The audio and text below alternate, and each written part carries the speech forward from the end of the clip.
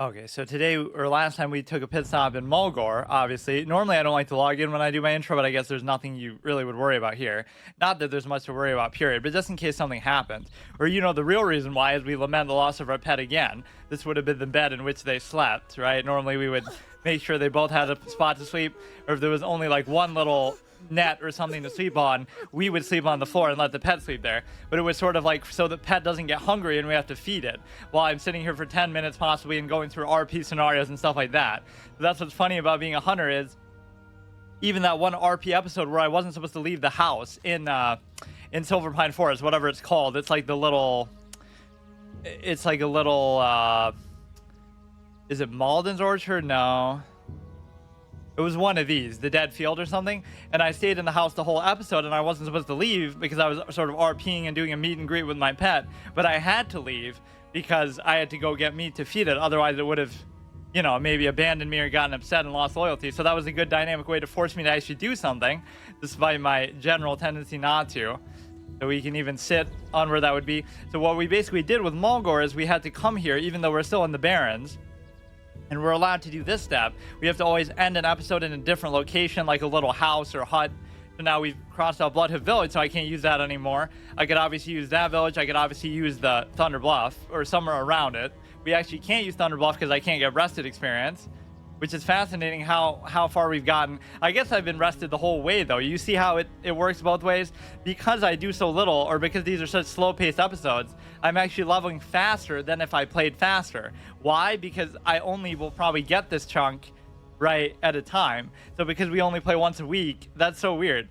Playing slower actually makes us level faster in a raw sense. Obviously, if you wanted to just do it in a shorter period of time, like in real life, that's different, but just we take advantage of that. I almost would turn that off too, but like generally we haven't had rested experience like from cities and stuff or inns because I haven't used that mechanic. So we're basically going to be milking the torrent here in the sense that we're going to Bloodhood Village, we're resting there, and normally I say we have to do something to qualify why they're letting us stay there, right? So the two are kind of tied together. You always have to rest in a place. You have to make progress basically is the point. So you can't just keep staying in the same spot over and over. But this is sort of cheating the process because we're still doing the Barrens. We're not doing anything in Mulgore, but these are kind of bonus ones because you're not really going to ever be leveling here. So I'm actually going to skip doing anything here, but I'll end the episode by turning in the quest in Thunder Bluff and act like, okay, that allowed me to... That's the RP reason why we're allowed to rest here, like as if on the way, even though we're still going back to the Barrens now. So we'll do all the quests in the Barrens that I can. It's kind of overwhelming. I'm kind of shocked how long it's gone on for. And then we'll come back and make passage through here to be able to turn that in. And then maybe next episode could be the Thunder Bluff deep dive episode like I did with Orgrimmar, where I go through and talk to every single NPC and do it like a full-fledged thing. Like Alliance player talks to every NPC in Thunder Bluff for the first time.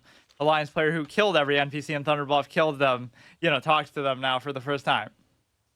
So that's what we did with, obviously, Orgrimmar. And beyond that, we're sort of hucking and milking the torrent in a way that we normally haven't done, though, in this playthrough. Because, again, we always have to end off in a different spot, and we have to justify why we're allowed to do that. We have to pick up a quest and promise that we're going to do it next time. Or, like with that alligator chick who lost her son, we picked up her quest, and so in return, she let us sleep there, something like that. It's really giving use to the buildings, and, there's nothing in this building. So, and no troll needs nothing, like the Lawrence of Arabia thing. But no, it's like... I hate how Alec Guinness is known for Obi-Wan more than or not Obi-Wan. Yeah, I mean, obviously older Obi-Wan. Like, he's got Bridge on the River Kwai, he's got Lawrence of Arabia. Not like, you shouldn't know him for Star Wars, but you should know him for those things too. People will be like, oh yeah, I only know him from Star Wars. Like, what the fuck, dude? So, yeah, we're sort of milking the torrent in the sense that we're not really leaving off in the right way. But again, I'll justify it by going to Thunder Bluff, so we're kind of doing this as a pit stop on the way. And now we'd have to justify like why we're going back to the Barrens. And then the second thing of note, obviously we got this, which is going to be a big help. So we come here just to learn that spell and just to leave. It's not normally how I like to do things. And so like with Tirisfal, I did do the quests. I did do the quest in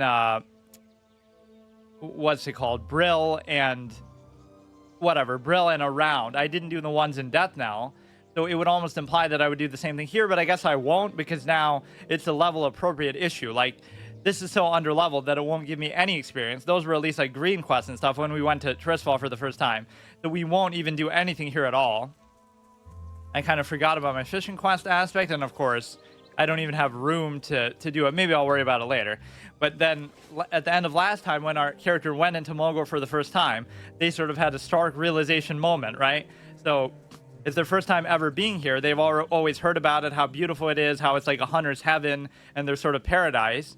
And it's just so in contrast to the rest of Kalimdor. But because of we've been in the Barrens for so long, we lost our pet there, we've almost died there, we've, struggled and bled and sweat and all this kind of stuff there, that we have such a negative mindset now that, for example, we would come into Mulgore and sort of see it as fool's gold. Like, Mulgore is simply the oasis of Kalimdor, desolate, barren Kalimdor, the same way that Blushwater Oasis is in the Barrens, and that, what's the other one called?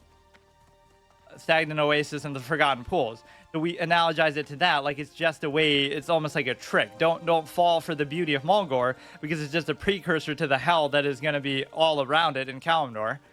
So that's how we would look at it, still lamenting the loss of our pet that we might not even ever replace. Right, and if you look at Kalimdor as a whole, sure, Ashenvale is nice and a couple of zones are nice, but for the most part, it's a lot more harsh than the Eastern Kingdoms, or what is sometimes called Azeroth. Just, if you had to choose a place generally with where to live between them, I'd say just in terms of the climate and stuff like that, this seems a lot more unforgiving. And so yeah, we're not actually going to do anything in Mulgore, which is kind of a surprise. I was almost setting an episode aside to do that, but there's no rule that I have to do that. It's just the rule I have to do something to justify my presence here. And I guess I'll save this for when I do a 1 to 60 druid. I'll talk to everybody here, and I'll still talk to everybody in Thunderbuff. Or maybe I shouldn't. But see, this was meant to be like an exhaustive completionist horde playthrough, because I don't know if I'll really do another one of these again, because I don't want to rush it, but at the same time, I don't have enough time. So I'm not going to do this like on Thursday forever, like where, it's going to be always a different class. I'll at least do something in between, like I'll do an EverQuest 1 to 60 or whatever the max level in EverQuest is. Yeah, as we walk through here, it's our first time seeing it. We've only heard about it in myth, and we're stunned by its beauty, but not enough to wake us up from our depressed sort of trance that we're in, that, of what we just went through here. This is the real Kalimdor. This is just a facade. This is just a prelude to it. And there's not really many places like that in here either, right? This is desert. We're going to aggro like some fucking random wandering elite and die. And yeah, even the way you exit is very much in keeping with how I'm painting that picture.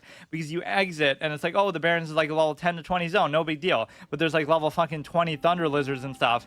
So this is almost tantamount to the wetlands run.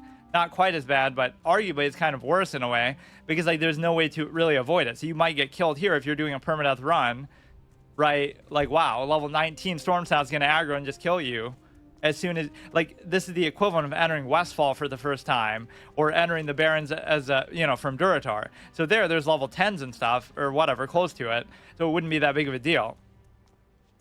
We kind of need to craft something, which I don't know if I even can do that. Like, I need the bombs that are going to stun stuff, because a lot of these quests are going to be... It's almost like if I didn't get this ability, I wouldn't have been able to do this run. Like, because of how, literally, but also, like, the whole playthrough. Just because of how slow-paced I'm doing it. I guess every class gets something that's going to benefit them that way, but not really quite as well. Like, rogues get some sort of base movement speed.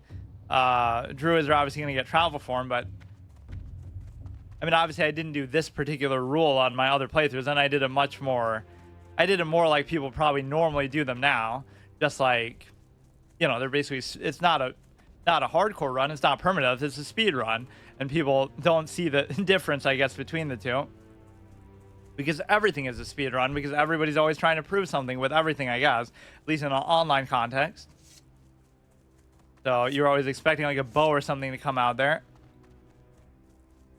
What all do we have to do here? The problem is we have to pick up a lot of this stuff too. That one we're not going to do, although I could do it. It's just... this guy's very hard to kill, because I could use my ice trap to try to do it. I think he's supposed to be in the... what is it? Blushwater Oasis to the south.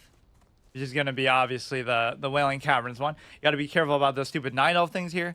The problem is this guy comes in a pack of 3, so I almost need the engineering bomb too. So maybe I'll stop in the crossroads, try to sell some stuff, and then make it there. I almost should have done something in Camp Tarajo, but I guess we've taken advantage of the torrent enough already, just by resting there. Like, you know, you could analogize it to something else. Like you bunk for the night and then you're gone. But yeah, we didn't appreciate Mulgore maybe in the sense that we always looked forward to it our whole life. Like maybe one day we'll be an adventurer enough to actually go there. And then it was sort of a bittersweet moment. We realize the hell that awaits us around its borders. And actually, it is such an inconvenient zone because it doesn't border anywhere else. It kind of borders on Desolate, which makes sense, right? Because that was meant to be a more lush area before. But basically, if I die doing something like that, I'll be very mad. Like, I'll aggro the elite fucking Night Elves on the Night Sabers or whatever. Yeah, I'm surprised how little of this lore and stuff I know, but I guess it's not that surprising because I never really played a Horde character, and beyond that, I also didn't, you know, I wouldn't have read necessarily the quest decks either. I don't know why these stand out so much. Like, even when you're not on the quest, they really highlight them in a way they don't need to. They don't do that with like every single thing you can pick up ever. Did I ever get the one that tells you to pick up the mushrooms? See, the problem is I'm obligated to pick up every quest that is around me. The problem is that I have way too many, which isn't even entirely the fault of the Barrens, although it kind of is. I mean, this is the most insane zone in the game when it comes to just the amount of time you can spend here. It's obviously the biggest is a combination of 2 level 10 to 20 zones, like whatever the orcs and the trolls would share would be like Loch Madan, the way the gnomes and the dwarves share it, but then also the Tauren share it. So that would be the equivalent of like the humans or the undead or whatever sharing it. It's actually a little bit confusing to analogize that, because if they equate them, they'd be equating orcs to humans, undead to night elves, just based on like their positions on the map and stuff. Taurens to dwarves, and gnomes to trolls. And that makes perfect sense because gnomes and trolls are both sort of the outcast, like welfare races that have to leech off the orcs and leech off the dwarves, right? The dwarves and the Tauren are kind of just doing their own thing. I don't know how you would exactly justify that comparison, but all the rest makes sense. Like the orcs and the humans are clearly meant to be like that. And then the undead and the night elves are like that because they're on opposite sides of the map, I guess is the best way you can say it. So they're sort of outcast in their own way, and they sort of both start neutral to, you start neutral to them unless you are one of them. Yeah, this is going to make it a lot smoother though. I guess I sure chose the right class for that. I don't know why I even chose a hunter. It was just kind of on a whim. There's so many classes I want to go through, and argue it's one of the easiest, but obviously the way I'm doing it doesn't really lend itself to that. We were obviously allowed to use the pet. In fact, I'm still allowed to use a pet. I don't think there's a justifiable reason that our character would have gotten over that so quickly, right? We'd rather die ourselves than ever go through the pain and misery of losing another pet, would basically be the point, after everything our character has been through. What is it that I could really sell here that would make some space? We need like a general goods person, which is kind of like over there. This is a double-edged sword though, because sometimes you'll get dazed, so if I forget about it, that's why I even have this on F3, just so I can imagine if I instituted a rule, I can only change this within a town, then I'd be fucked, because then I couldn't use it at all, which I do institute that with tracking. Okay, general goods is going to be acceptable to sell stuff like that, even if it doesn't make entirely a ton of sense. And even though we're not, this is always Thunder Bluff music is what I think of it as. Yeah, that was the first race and the first class I ever made was a Tauren Druid, and I got it to like level 6. But just because of the beauty of their zone and the way they're presented and its peace and calm and all this kind of stuff. And because Druids are so cool that they're basically like, you know, he'll be like, sir, this is a general good shop. Why are you telling me all this fucking random RP stuff? Or why are you standing there for that long? But no, it's like, you know, there was something about that immediately drew me to it. It's almost like I was saving it for one day. I would come back to it 20 years later, of course. Let's sell some of these greens and stuff. Unfortunately, this we can't even turn in. And unfortunately, this I don't even know what to do with. There's a lot of shit I can't do anything with. The meat would have basically spoiled by my metric of, you know, what we do that's not just for the pet's sake, although we would care more about it for the pet. But is there anything here like a bonfire? I guess I could destroy that somewhere out in the world anyway. I really just want to have a spot to be able to make bombs. The bombs that are basically going to stun and all that.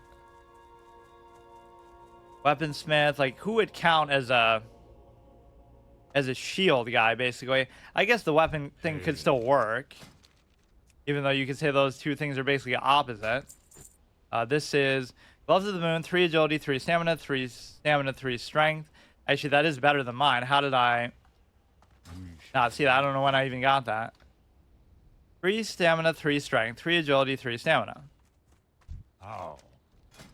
Although maybe for, now that I'm thinking about it, melee purposes might make more sense. But no, I mean, this does everything. Attack power with both melee and ranged. And obviously a multitude of other things. We could sell that leather. We'll destroy that somewhere. I just want to make sure I have enough room. Too many of these quest items and shit. The problem is I needed more coarse stone, so I still won't be able to make it, will I? Not much I can really do. I could try to rely on freezing trap, but I'm kind of worried about it. We freeze one, we kill one, we run away, then we...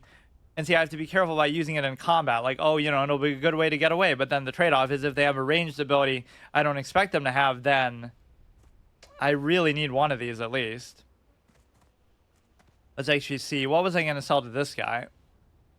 Oh, maybe the shield. I guess that's okay. Like, he could repurpose it into a weapon for whatever... That makes sense. Like, there's nobody else who's suitable, so that's okay. Let's go ahead and do... Try to make the bombs, but I don't know if I can or not. Rough copper bomb is going to require more blasting powder, so I just can't do it. I'll still take my chances, though.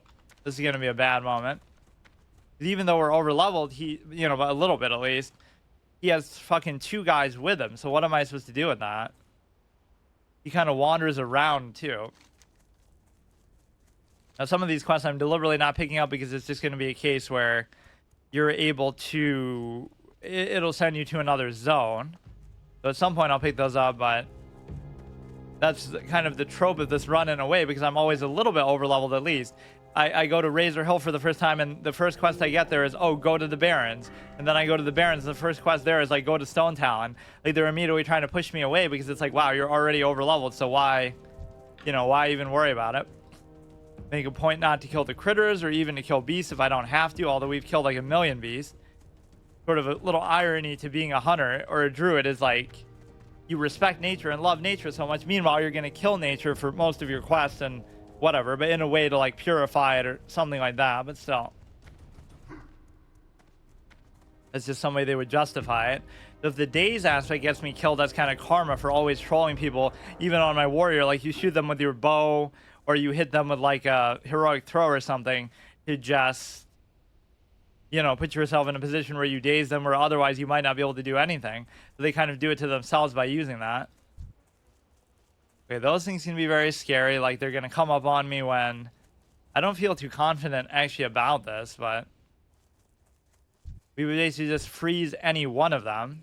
It's almost like you shouldn't have it on here, but... I think I can manage it. You just don't want to go into a fight. He's kind of in a weird spot, too. Like, you could almost have humanoid tracking. I should have put that on, actually. In the... Let's burn this meat in the coal car campfire. Or I kind of need food, too. There's a lot of things I don't have that could fuck me over. I need food because the combat's starting to get a little more unforgiving, like where I have to sit around for like a minute and then stuff will respawn with how slow pace I'm going if I don't eat in between. And then the second thing is I have to get those bombs to be able to stun. Freezing trap almost makes up for it because of course I didn't have that before, but I was almost hoping to have both of them. You go into a fight with, you do have disengage too, but I don't know entirely how it works. If you're about to die, obviously I guess I could try it. I always like to save my first use of an ability for some sort of memorable moment, right? Like I wouldn't just do it. So freezing trap is very justifiable to try here. There's so many goddamn coal car around. Obviously the ace enemy of the centaur, right? The tauren. Every time you kill one, you should get rep with thunder buff, just period.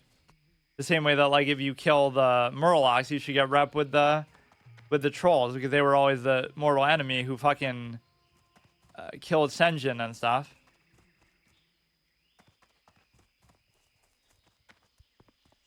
Somewhere along here is going to be the... See, like even here, I'm going to get in a comfort zone where I don't mind getting dazed. He was somewhere around here, right? Just randomly padding around, and I was too scared to go after him. But nothing's really changed, right? Just the fact that I learned freezing trap. I'm not even a higher level. I just didn't happen to... I guess he's not that high of a level, but the trick is obviously to take out the other ones first. And now he's going through a camp, so you got to kind of stalk him like a true hunter would do. Very conspicuously, though. A druid would actually be much better at that because you at least have stealth for what it's worth. But what a nice perch. So let's see where they go from there. Wasn't that hard actually to find him. So we'll catch him like somewhere here in the middle. That's like a perfect vantage point to look down on him from. So we'll turn this shit off. We'll do that. At least I thought he was coming this way, but he's doing it very slowly. Maybe I should kill these before he gets here, or maybe I shouldn't. There's going to be something that aggroes, because I'm going to be pulling around like crazy, though. Fuck, I can't make up my mind. Or maybe I should fight them facing outward, so I pull them out into the desert, basically. This is the analogy, right? This is Kalimdor, this is Mulgore. Wait, there's a... Oh, no, I made it seem like he was part of their little posse there. This would be about as good of a spot as you can get. I won't promise that I won't aggro something on the way out, but... I'm kind of forcing it, though. Maybe I shouldn't do this. You can get him anytime I want, like... Yeah, he's going to screech and cry for help, and it's going to lead to him aggroing them for some inexplicable reason, the same way that they scared me up on the Red Mist Peak fake wannabe, whatever that's called, if it even has a name. Or I can't even properly pull them, like, with a...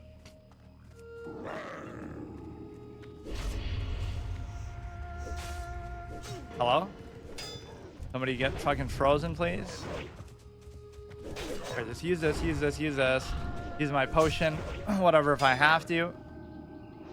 I'll try not to kill him too. That's too ambitious. So the whole point was to reset, and then we can do the whole thing over again. And even kill the other one. Like, why take a chance? So this is a good vantage point, or I could try to do it. Oh, fuck. Okay, that's fine. So now we'll do it again. We'll freeze the other guy. We'll kill him. This is the right way to do it. Use the potion. I probably shouldn't have to use the potion now. Because we're basically going to... Well, I guess it depends which one we freeze. That would really dictate this. Fuck, I don't want him to go too far, though. Or it should be him, shouldn't it? Because... Now, if I can finish him off before the other guy gets to me, like, look how slow paced this is being. How reliable is Freezing Trap, really, too? What the fuck? Or maybe it'll just be him now. It'll just be... Wait, what? What did he do? He, like, went back and then came back again. He went back like he was going to reset. Now I'm going to get fucked by some sort of leeching thing that I don't understand. That was so weird. He faked me out. He was looking like he was resetting, but then he was just going back to his boss to get his help or whatever.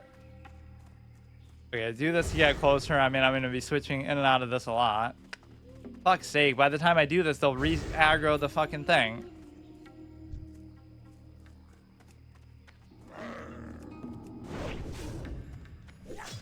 Okay, I'll just fight him here. I don't even care. Then I should still be able to get away if you kill this guy in a reasonable amount of time. And then we'll come back and we'll finish him off. Might not seem even necessary, or maybe it's not necessary, but hurry the fuck up, dude. Alright, now it shouldn't be that hard to get away, at least. The potion's about up, so I actually should be in good shape. You know, like, call for help for even more guys, though. What a fucking dishonorable clown. Or anything that has, like, an ability that does damage and also heals them. Like those drain life guys in whatever. Okay, I'll just do that just to be safe. I don't care. Let me guess. I still won't be able to do it, though. Fuck's sake. What a clown, dude. He relies on his compatriots a little bit too much. His stature has gone to his head, I guess you could say. That was actually pretty hard, even just doing it like that. So let me see.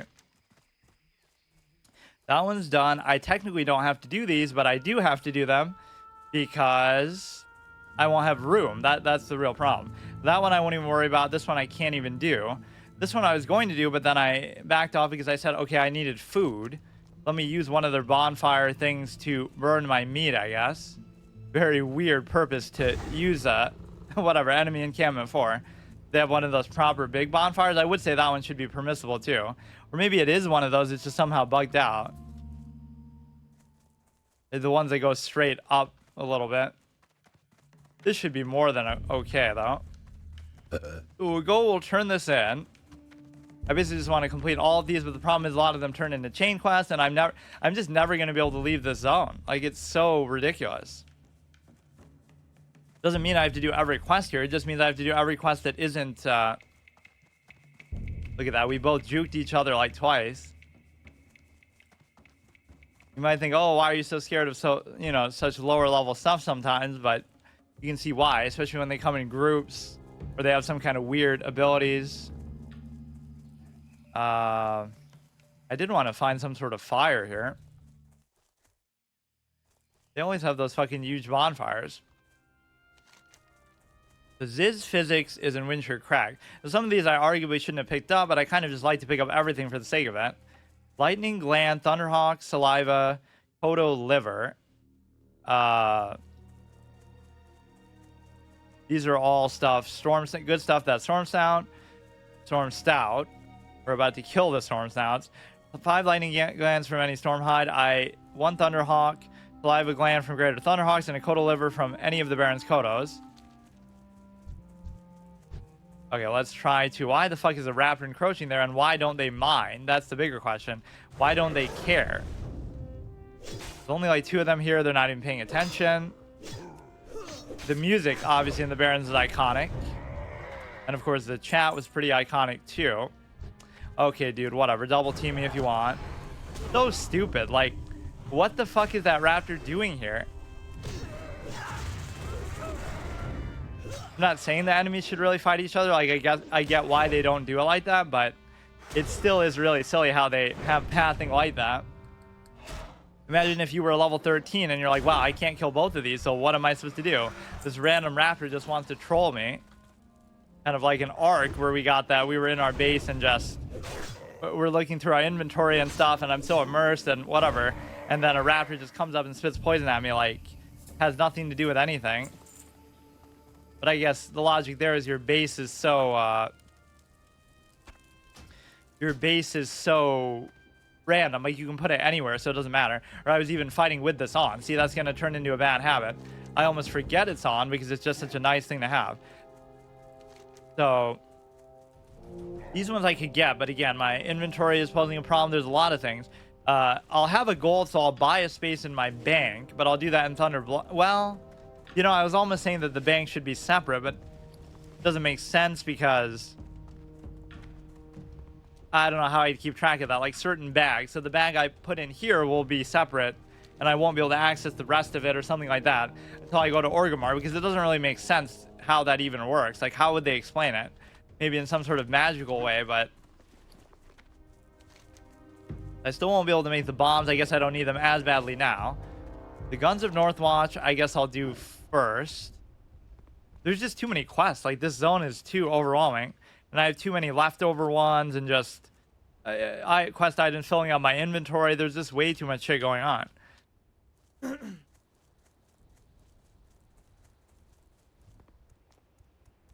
We'll knock out Northwatch. We could do the Silitha thing, but again, we're not going to have room for everything. I almost want to do the Storm Snout thing too. Like, since we're in this part of the Barrens, I guess. This even reminds us of our pet as a kid too, like the little cat or wolf or whatever. Or not wolf. Why is he going so far out like that? Yeah, this one I could even use if I make the mechanical squirrel, which is interesting because I'm pretty close to being able to do that. But then again, what do you need for it? Kind of a weird unlock condition. Nobody's ever uttered that phrase before. I can rest in this house if I craft a mechanical squirrel. Like, in what context would that line make any sense except for this?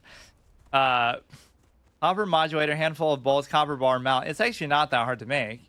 I even have the 2 malachite there strategically for it. it forces you to hold on to shit like this because you are an engineer. Any other profession, you wouldn't care. You would just sell it for whatever little amount of money you can make. I should probably be a little more alert on these roads. I don't know where exactly those guys padding starts and ends. Obviously, it ends before Camp Taranjo, but it goes kind of... It must have something to do with Northwatch Hold, actually, but I don't think they really come out of there. In before, as soon as I go in, they'll be right there. Yeah, I kind of chickened out of doing both of these two things last time. I was at Northwatch Hold, but then I realized I couldn't do it, and now I'm realizing I can't do it still. Why? Because I was supposed to get some food. That was the whole problem, because I can't kill them back to back to back. But I guess I'll try it, and if not, then I'll go get some food. That's the whole reason I just destroyed that. And then I chickened out of doing this, whatever guy I just killed. Werner Herzog. Herzl, the fucking filmmaker. Herzl, the whatever. Because I wanted a bomb, but I guess the freezing trap sort of made up for it that way. The problem here isn't even that I can't kill these guys. It's the fact that you have to kill them back to back to back. And by the time you do, it's a case where... you know, you won't be able to get through because they'll start to respawn because of how long you're taking. Like, how would I even deal with a trio like that? That's such a hard... Some of these encounters are so difficult to do. That could be like an expression that you use. You're dug into this place like the Raptors are dug into the Barrens. I don't know how to explain it. I dug into the Southie projects like ticks, what Dignam says in The Departed. Because there's raptors just in so many of these random spots. There's one here, there's one up there in the dry hills. That's even a harpy area. Why are these gray now when I didn't even level up last time? I guess they'll stop being gray as I go soon. I don't like to skip enemies like this because you always want to give yourself a clear path out of there, but... And I feel like I'm starting to rush more, but... This zone has just destroyed my whole style of doing this. It's almost killed my RP spirit. Not really, but... You know, it's just hard. I don't know. It's going to get more like this, I guess, as you go further on, but... There's just going to be more quests. They're going to take longer to do. They're barely within my level range to even give me experience. I keep forgetting to do that. The days doesn't last a super long time, but it can just be a very big sort of difference maker. Yeah, if you said you died to a Theramore Marine, it wouldn't sound that bad because, wow, you died to like a level 40 guard. But, you know, it doesn't feel very fitting. More like Theramore rejects, because a Theramore Marine would be like fucking level 40 plus easily. Oily Blackmouth School. I think I already fished there, though. I don't really care. Not like they have any special value unless I intend to make those myself.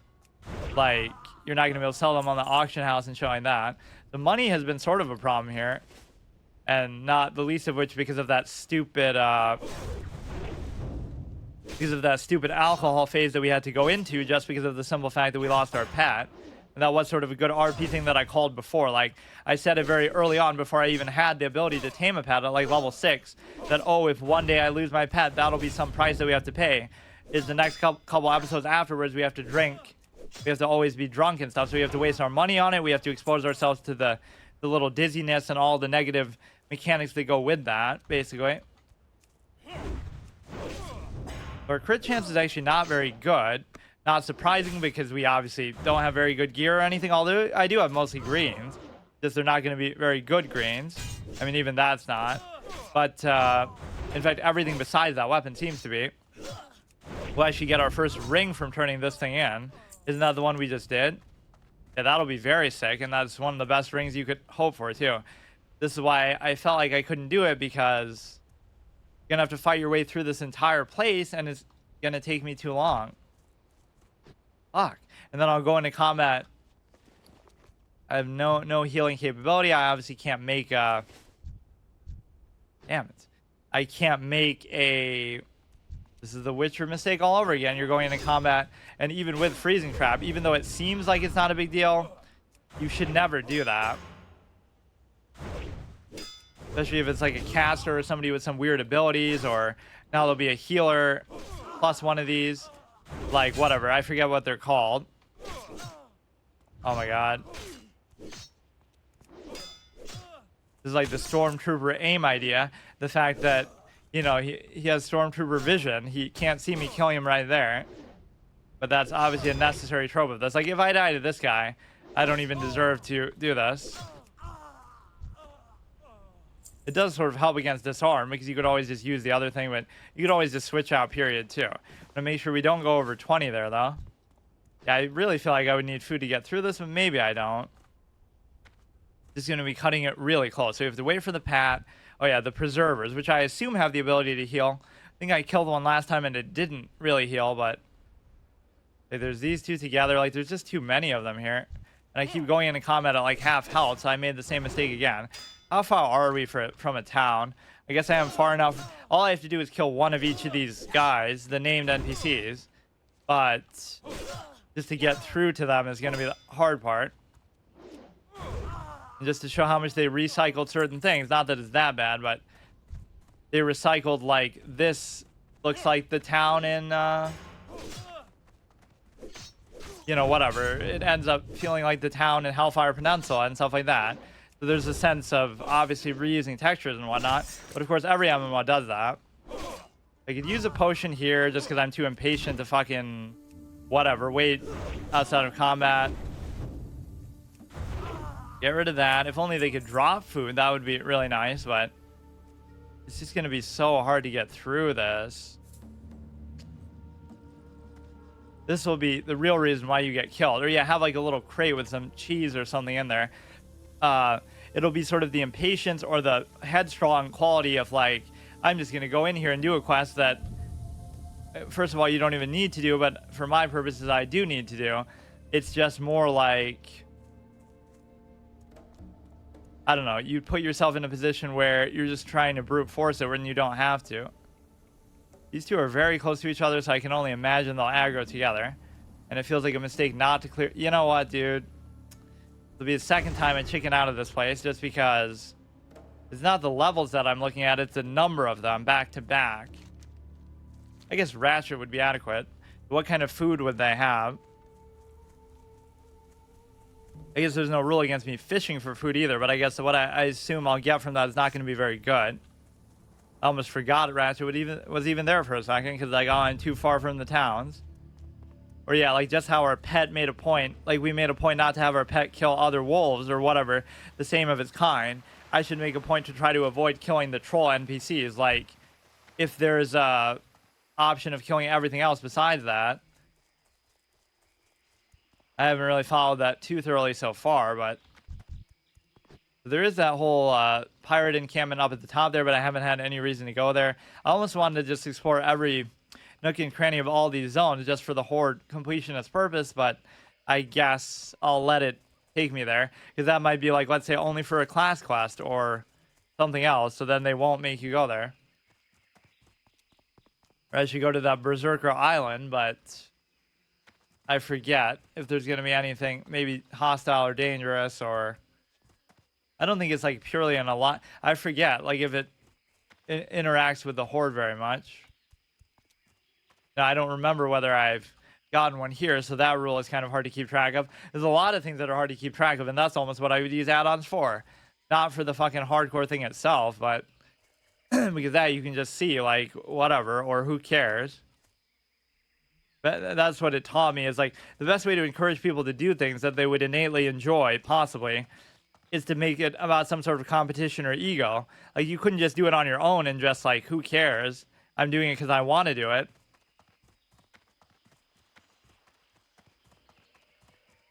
You need like some sort of spur or gimmick or pretense about it, which is fine, but that people can just follow like mindless sheep. Let me guess, there'll be no food here at all. It seems kind of unbelievable, but actually there might not be. There's no butcher here as far as I can tell. I'll just go back to the fucking crossroads if I have to. Like, come on. He's gonna have drink but no food. And the fact that you can hear this is so... Oh no, he does.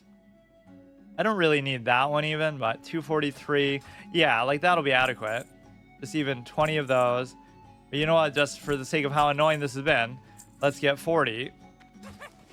You can replace that here.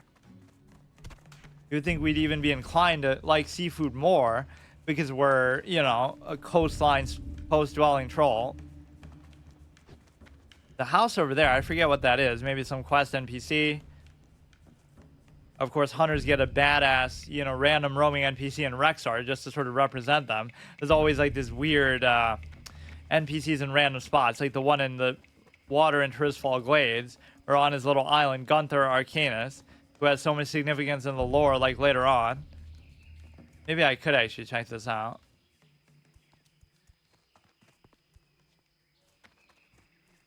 I went on the boat there, but there was nothing there. Is it here or it's over there? I want to make sure there's nothing really high-level dangerous shit that's going to come out here. One of the biggest troll things that can get you killed in a creative way is not even the Infernal Goldshire thing. It's actually the hidden in Ravenholm or whatever that house is. Not that you would have any reason to really go in that house maybe otherwise, but you could like spawn in that NPC that's like a level 50 or something, and then don't kill it for your warlock quest, and then, or whatever, I assume it's a warlock quest, but basically it would just stay there and nobody else could even see it except for you.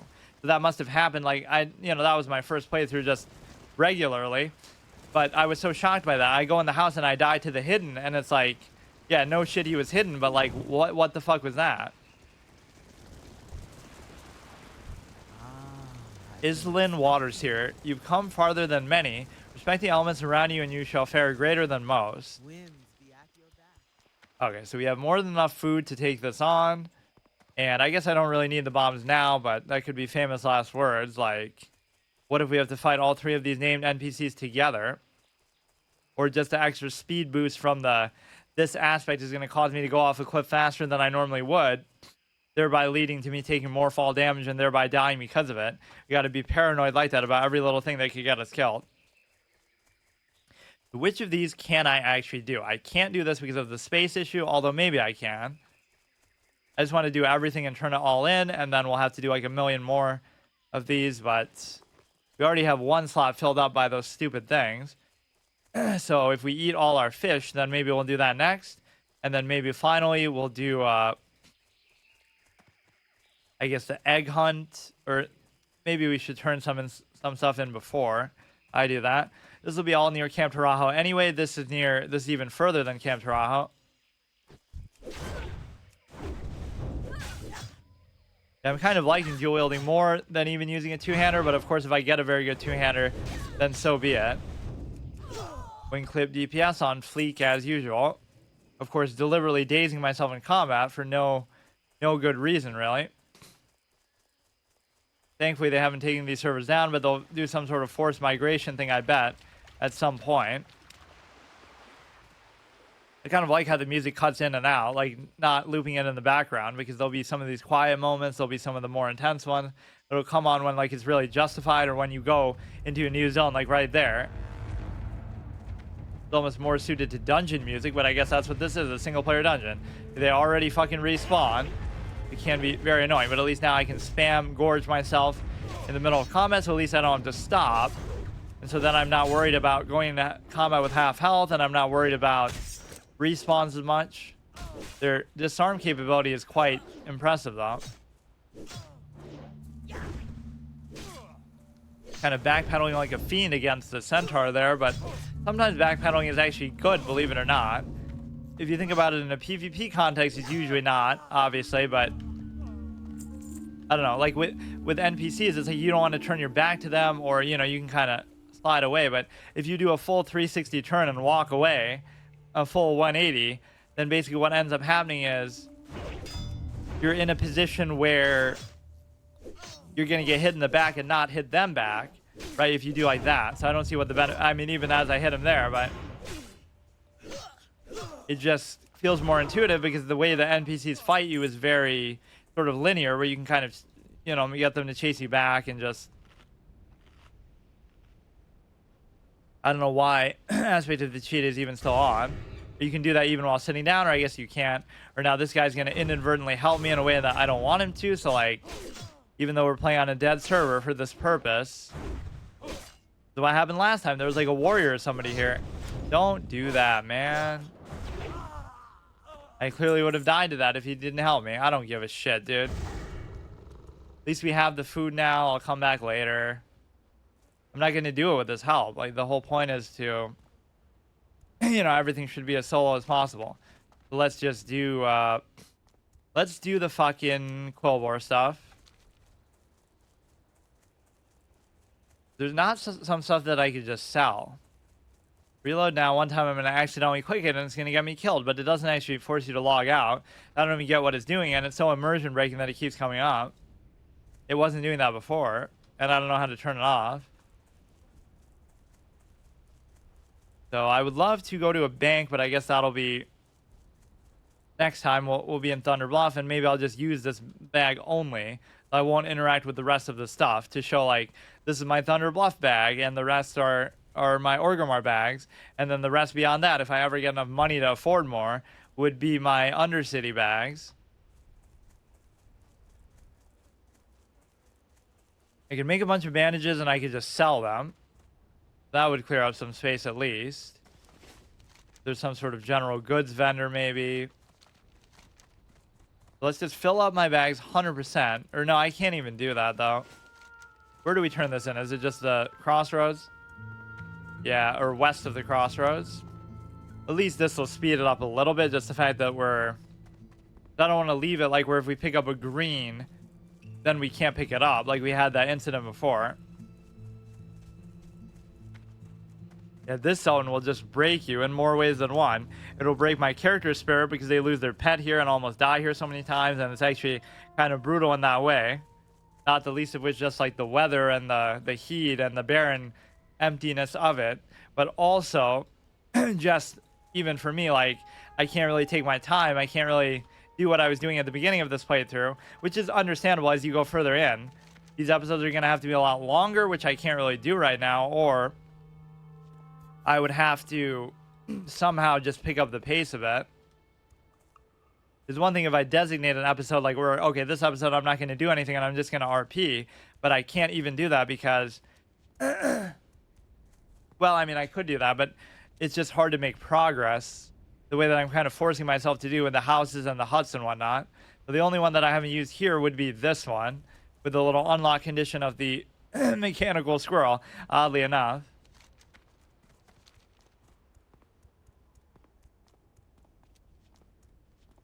Yeah, we'll basically just sell what I can. I'll make, or no, I don't even want to do that still, but I guess I just have to give up on the bombs for now because it's going to be impossible. There's no way I can manage this, like, this much space. I'm not even picking anything up either.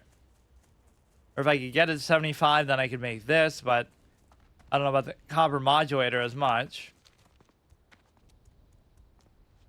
Yeah, this will be sort of a good way to knock off some of these classes, though, if I do end up doing this again, like, then we only have like 5 classes left. We have to do mage, warlock,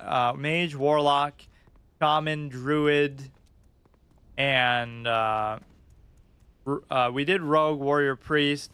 I'd have to do mage, interestingly enough, because even though that was like my main and my original character, obviously that wasn't permadeath. That was just my, I mean, that would have been a great permadeath first playthrough. I don't think I died really that many times either, but obviously it wasn't so perfect. The fishing pole, all the stuff we kind of have to keep. The engineering stuff, like, at least we'll clear up 6 slots by simply having the ability to use the bag in the fucking, or no, you know what, I could actually do it in Ratchet. Then even if that bag is only, well, that's kind of a greedy decision. Like, I could have bought the bag for 1 gold there, but then I would only be able to use it there, so I have to keep track. But the question is, do you really want one there? And I guess it's not such a bad spot, but it just feels kind of out of place. I guess Booty Bay would have its own. Some of these, I don't know if, I forget if Everlook even has a bank. Booty Bay has one.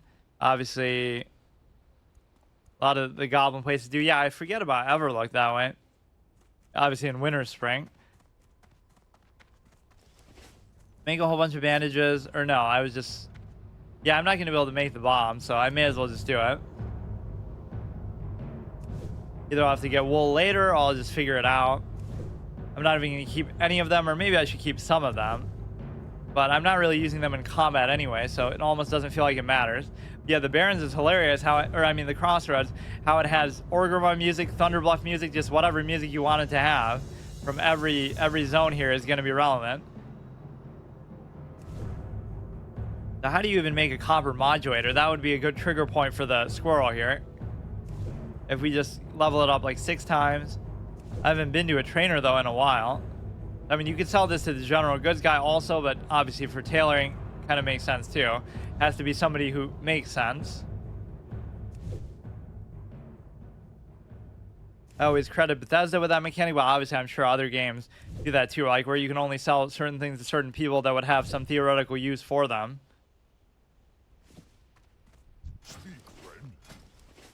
Even if, you know, like this to the weapon vendor, just because they could theoretically, whatever, they could break it down and make a weapon out of it somehow. What else can I get rid of? It doesn't feel like there's anything, actually. So many of these are quest items. Obviously, this I can get rid of just whenever I feel like eating it. But I almost want to keep that. So we have 3 spaces to work with. Very precious at that. And now we get to maybe try to make some stuff with respect to the bombs. I guess I can do this now. It's so stupid that I have to do that. Or I guess you don't really have to, but it only makes sense if you actually disconnect or something, but let's see if I could make something again. I want something that's going to give me skills, though. I already have an Arclight Spanner, obviously. Nothing is even giving me skill ups. Weak Flux. Use my blacksmiths to remove impurities. Wait, how many could I make then? Copper tube, I could make 4.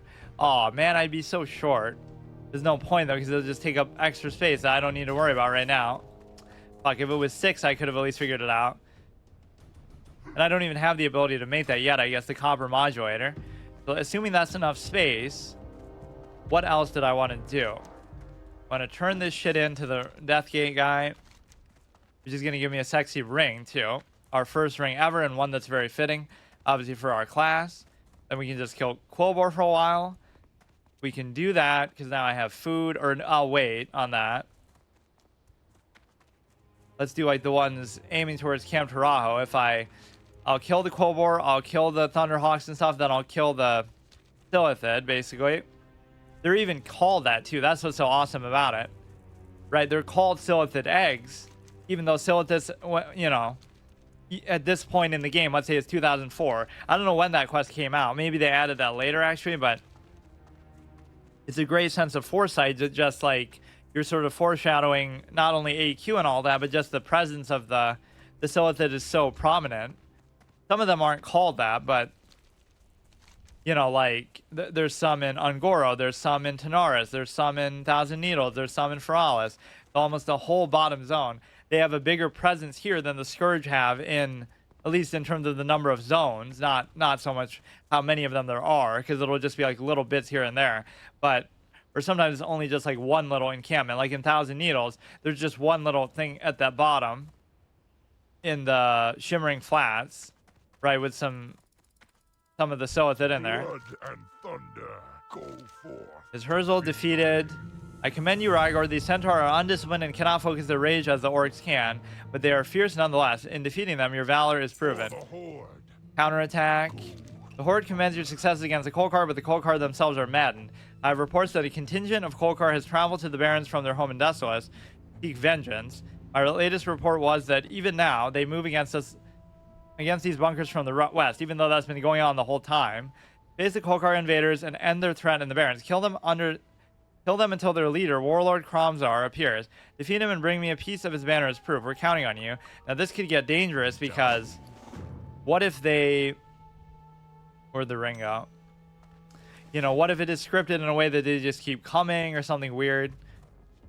This is obviously the whole big event that we see going on to the west. You can kind of get carried by some of this stuff. With respect to, holy shit, though, this is pretty badass. Like, I can't try to take too many on myself. We're gonna end up aggroing everything and just getting fucked by it. Right, everybody else will die and then everything will come and aggro to me.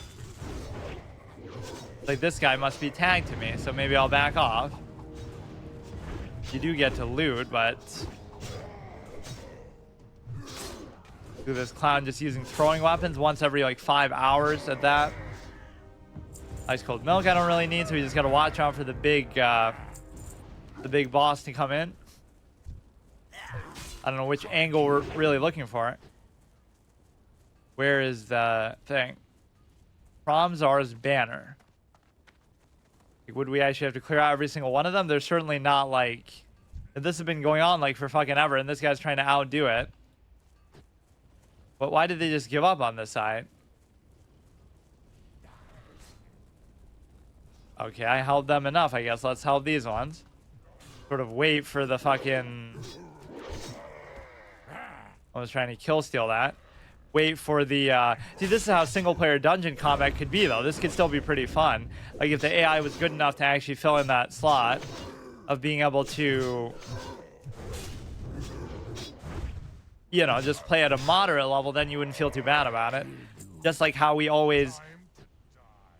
A true hunter doesn't... What? A true hunter doesn't hide behind their pet, it hides behind them. So the same thing here. Like, I would want to tank for them still. Obviously, because I'm doing more damage, you're naturally going to. I keep hearing somebody yelling like it's, you know, time to die or something. Like, it could be... It's one of these guys, I think, but... It could be like the named NPC itself. Like, what the fuck? I'm gonna get dazed. What is going on? Oh, now they'll just chase me forever, of course. Or like, now we'll still be in combat though, or we're not. I guess we just keep killing them until he spawns. It's not as easy to get him out as the other guy in the one of the, like, stagnant Oasis. You just kill one guy and he's just yelling like, oh, how dare you do that? You'll never find me. Or whatever, they make it seem like he's hard to find. Be hard to actually fight your way through this all the way. Although this would almost be like an easy place to farm experience, which is totally not what I'm trying to do. And the fact that I always tank is annoying. Halfway there. Oh, does that mean that he's gonna be like... He's fixing it, so once he finishes fixing it, then the boss guy will come. Maybe. You can burn him with your stupid trap. For what it's worth. Somehow it'll correspond to, like, his... if ever there was a good place for them to run away and seek for more help, this would be the one, because, you know, there's so many of them close by. He's dead.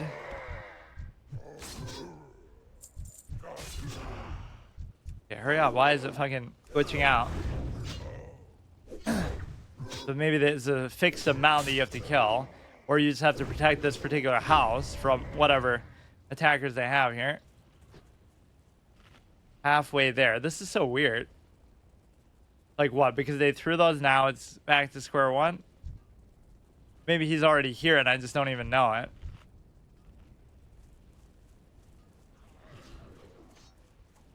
And then, of course, they just spawn out of nowhere behind you.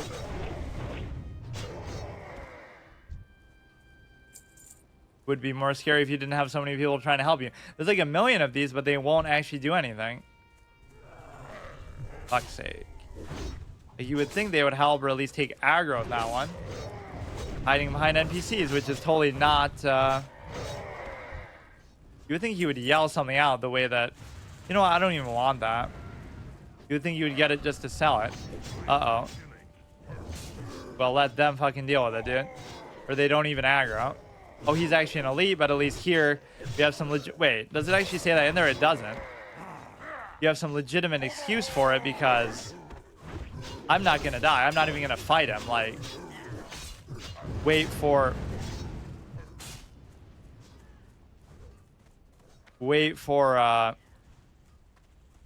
you know, it to attack all of them. I mean, I hate to do it to them, but, like, basically, I might not be able to do this. It's not marked as an elite quest, but that's presumably because of the simple fact that you're not able to, or it expects that you're going to have the help of these guards. But that is very strange. Yeah, I really don't dare. Face me if you dare. Even by yourself, let alone with all these clowns. I might have fucked myself by getting a quest that is not really acceptable to do right now. Not that I have to do it right now, but what the fuck? What would it take for me to be able to solo a level 20 elite? Defender has fallen, defender has fallen. Like, I don't think you can really fail the quest because they're going to keep coming back. But they'll never get out far enough to actually do this. Or he is kind of going straight for it. But now he'll keep aggroing and then killing everybody. Very dangerous spot to put myself in. Or he like wasn't aggroing there for a second. I'm already at like half health, so. Or I rely on them maybe a little bit too much that way. Clutch resist, I guess. It's always these NPCs that are saying it. I guess it wasn't potentially him. Or this is where bandages would be so good. This is like a single player raid. Oh my god. Single player raid encounter. Why is he coming after me when I haven't even hit him once? I've been very nice to him, trying to avoid him here. It might be virtually impossible. I could certainly do this later. I did not know this guy would be an elite. It wouldn't be the first elite that we've killed either, but we killed like that level 11 one in the whatever Skull Rock. But we were much higher level at the time, and we had the pet and everything. I think you got to clear out all the other ones, and then he might be easy pickings. But these guys are so brain dead that they sort of. This is one of those you have to. A hunter has to pick their battles, right? You make him spawn, but you know it's just. We'd have to live to fight another day and come back and get him. Because if they sort of consolidated here for a while and then did it, you could understand. But you can't even get to him. It's impossible. Like, as soon as I do this, you got to pull this shit back is what they don't understand. Now, with all of us working together, we still can't do it. Because there are a bunch of goddamn clowns who do no damage at all. But this is the best chance you're going to have. And again, I don't even really want to fight him because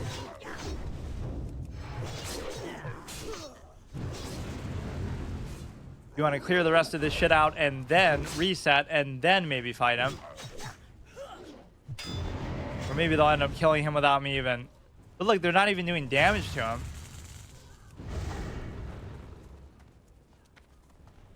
Oh no. Oh, look at that. Dude. Dude, if that had hit me, I would have been dazed, and I might have been pretty fucking close to dying. Because Wind Clip's not going to save your ass there. Or if we get him to go to the other side, that could be good. Because now both sides might attack him. Or do you somehow, like, fail the quest? If no, don't let him go back, though. Don't let him reset. How can these guys be so bad at killing him?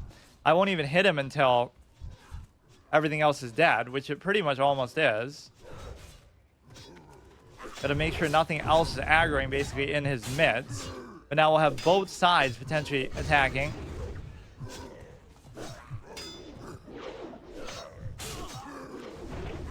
I just want to make sure he's not gonna target me. Like, look how insignificant the amount of damage he's doing is. You just have to keep him aggroed and not let him reset, but you can't do it. At least we killed most of his ads around him, but then he goes back farther. This is a pretty epic encounter. There's no question about it. So maybe I'll leave them hanging here. They'll be fighting him till the end of time. And basically... What is that? Stamina reduced by 3. Okay, let's just get out of here. If only we had our pet, we could clearly do it, even though I clearly couldn't. They're much weaker than you might think. All these fucking clowns trying to help you. Level 16, 17s. But even beyond that. So now that'll just take up more space too. And I'll never be able to do that. What else did I want to do? Let's do the Quillbore stuff. I'll try to do as much at the bottom as I can. I'll have to come back to the Barrens still. We could do the North Watch hold. But whenever I try to do that, everybody's always there. Or at least there's, yeah, everybody. Because there's probably only one other person playing on the server.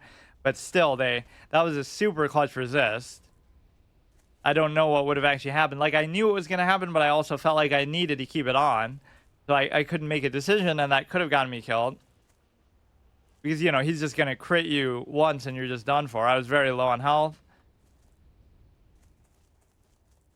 Could have maybe popped a potion, but that's where you need the bomb. Or I could have been my first use of disengage.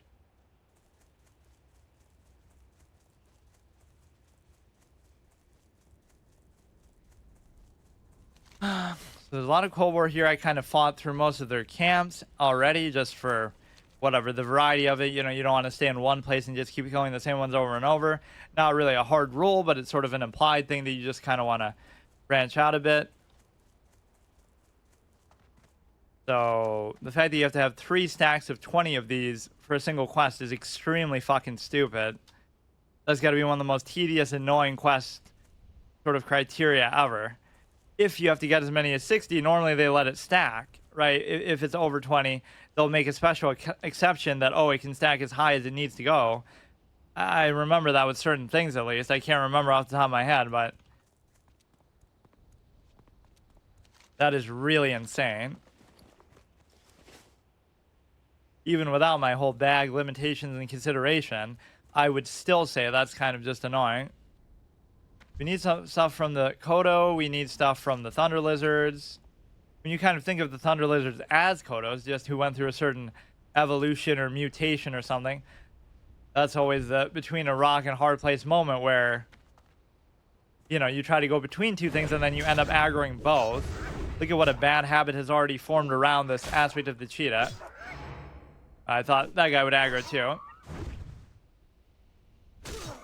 Can't wait till I do my quick to move first person playthrough of this game. I just have to come up with a suitable skill shot that would actually make that make sense. It might be better to even do it in a certain other expansion of the game where there's like some sort of, I don't know, some ability that you constantly have to aim that would make you feel like you're playing a first person shooter. Not unlike the binocular style runs you can do in Dark Souls.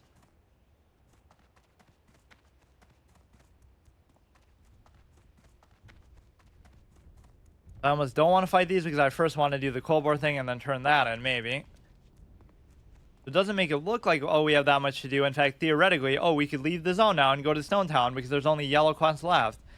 Right, that's sort of the hard rule, but there's so many other quests I haven't picked up, so it wouldn't be fair to say, you know, although it's not really fair that I have to do all of these either. Is it going to get to the point where I can't even do that, or I'll have to do like one at a time because I'll have too many quests left over from other zones? Like, we already have that problem now. You know what I could do first before I do this one is if we kill these and we can just turn this into Camp Tarajo, presumably. Alright, so we'll kill one of the greater Thunderhawk, which I don't even know where those are, probably just further down. We could do the Silithid one, but that we have to... That's also where the game kind of annoys you. I guess we could use our one flight of the day to go back to the crossroads from Camp Tarajo. But basically, not just that, oh, we get one flight, but we can only go one distance of one location. Like, we can't go from Camp Tarajo to Orgrimmar unless there's a direct flight path, which there obviously wouldn't be. You can't stop over anywhere. That makes traveling... Doesn't mean I can't use flight paths, it just means I can't use it quite like the way you maybe would want to. Or you can just go as far as you want, anywhere, anytime, anywhere. Kind of a good middle ground. We need a couple things from these guys. 5 lightning glands, 1 saliva gland, 1 Kodo liver. We may as well take care of those, and we do turn it in... Oh no, we turn it in Ratchet though. Almost makes it seem like that is a quest item, but that's just what I had before, too. But there are some things like that that sort... Well, I have to make up my mind now. I was planning to do this one, but then I said, oh, there's all these other objectives that I have here. Only I could do them all at once. That's really going to get me killed, though, because I keep going in so comfortably and complacently like that. Just to, you know, it's okay to get dazed at the beginning of combat, which it kind of is okay, but... Yeah, I'm even justifying it too. Looks like there was somebody behind this tree. There is. Okay, so you got to get this up to 60, which is going to take pretty much all day. And I did check out some of these camps of the Cold War. That's right, when you enter. I guess there's not as much Cold War presence here as you might think, but there's definitely a ton of it in Durotar. Way more than I guess I expected. And just the way they have those thorns coming out of the land is always very iconic to, you know, you could be approaching from a distance and you would just know what is about to come. The same way the Desolate have their little encampments and the ground is all tainted and whatever, burrowed into around it. Too bad I can't use range. What a silly way to beat a hunter.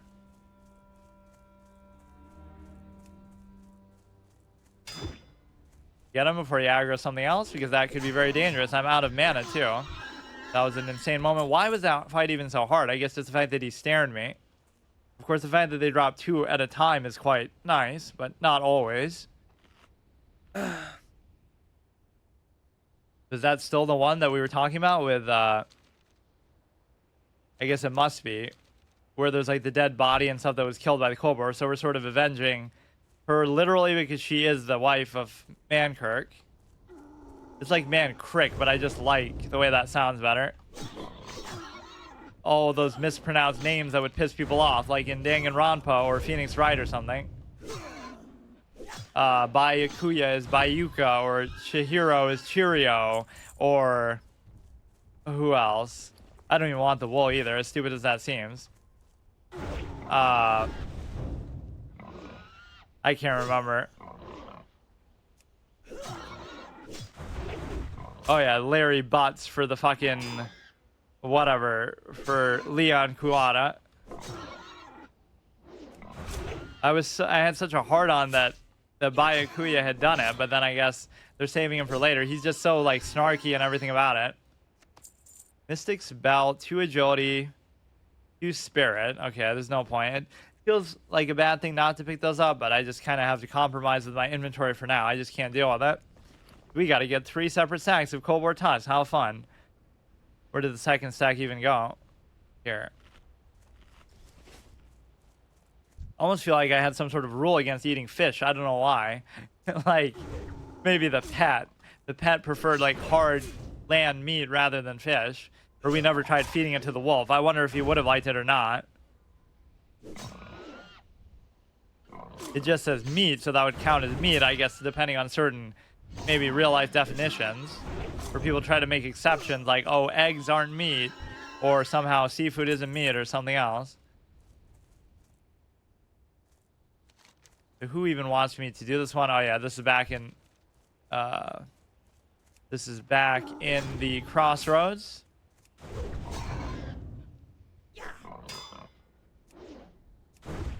So we kind of got over the alcoholism over the course of a couple episodes. It would at least guarantee that I had to do it for one, although there was no hard rule. I don't know what exactly made us get over it finally either. Made it sound like something was aggro in there, but I guess not. See, this much food isn't even that expensive to do because we're not buying the 5 silver one, because you're never going to be necessarily that low, not to jinx it. But at least here you're in a situation where every fight, if you eat one of these, then it just helps expedite the process, and it's mainly important in areas where you kind of have to push through them. Here it doesn't matter because everything's kind of all around you. But like in that keep, we'd have to keep going, keep going, keep going. If I stop for too long, we're going to get respawns behind us and stupid stuff like that, which was actually happening in that crypt in Terrisfall, basically. It took me like 2 to 3 minutes to kill a pack of 3 things, because I would kill one, then I'd reset it, then I'd have to wait, then I'd have to eat, like all this kind of shit. And I think that might not stack over 10, so I won't take a chance. I guess I wouldn't know that, though, because if I'd gotten over 10, I would still have it. Maybe those will stack to 60, but these won't. How ironic would that be? Keep going in out of mana, too, which is a little bit problematic. I wouldn't even be able to wing clip here if I had to. Ah, and maybe I kind of do have to. That's good, that's good. I don't need any of the rest of the stuff. We're not really allowed to farm, but it's kind of hard to define what farming is in a run where we're sort of just exploring around and just doing everything. So I wouldn't call it farming. I just call it completionist and whatever. Like, we're just exploring Mulgore. We're not, but like, what is it that I'm really farming for then? I guess I could be farming for mines and ores and stuff. Like, you know, all the ore is untapped in Mulgore and we have it all to ourselves because we're not allowed to reuse the same node twice, but I could use every single one there now. If I ever need an excess of like copper and stuff, because that's actually pretty relevant. Like, I've pretty much exhausted Duratar, I've exhausted Terrisfall, at least to my satisfaction. So if I ever need copper ore, it might be very hard to get. Even the Barrens I'm going to count as sort of having used. I'm never going to remember which exact ones I picked up and which ones I didn't. So it's basically more a case where you're able to... Can't make up his mind whether he wants to do that or not. Or you can kind of troll him. Make him wind up, then run away, then come back in. Like, every time he's about to hit you, you're too close. And of course, that's one of the weirdest changes to hunters that they made over time, is the fact that they could shoot you from any distance. Or, you know, first they like sort of shorten it, I think. I can't remember. We will have the goal that we could buy the back slot, and I think I'm tempted to do it in Ratchet. We're going to have to go back to Ratchet to turn in one of these quests anyway. We saw Chen's empty keg in one of the Oases, but I don't know what the point of it was. Like, we're getting some materials for it, and then he'll realize, oh, I don't even have the keg, period. So now go get it back, too. Like, you could even interact with it. Or there were a couple in different locations, too. There was one in a Quillbore camp that was like... Maybe the northern one, like there, I think. I can't remember. He's just got his kegs run all around the world. I don't know why. There'd even be more than one. But I'm assuming that's the next part of this chain quest, of which we've had a lot. Makes it even harder to clear out my quest log here. No chest here or anything. There was a chest like on the other side, maybe there. Yeah, see, there's so many goddamn Quillbore to choose from. Other than that, I don't think there's any context to these camps, right? They're sort of just here. That's sort of a grinding area. I don't know how many other quests you would have to do with this. In fact, this quest still doesn't even relate directly to it, because this quest would only be a case where you could do it anywhere, right? It's like a whole zone-wide quest. We'll get to 23. Like, we're going to be here basically forever is the point. It's okay, but this zone is just too much for me to take. I wasn't expecting it to be this insane. Or like I thought, okay, it'll save some of these quests for later so then I don't have to do them. I can come back like how I always save certain zones. Like even Silverpine I can still go back to. And finish off where we left off there and work our way to Hillsbrad, but that won't be for a while, evidently. I was trying to do Stone Talent next, but we'll be like level 30 from this alone by the time we get there, but I guess that's not even really possible, but just, it's very weird. This guy's just kind of wandering off from his base. Their sounds sound almost delayed, like they'll aggro, but then they'll make it for a few seconds and then they'll start to actually attack you. What is a greater Thunderhawk? I haven't even seen a single one of them. And even killing all the Kodos, I didn't get anything. Or all the Storm Stouts.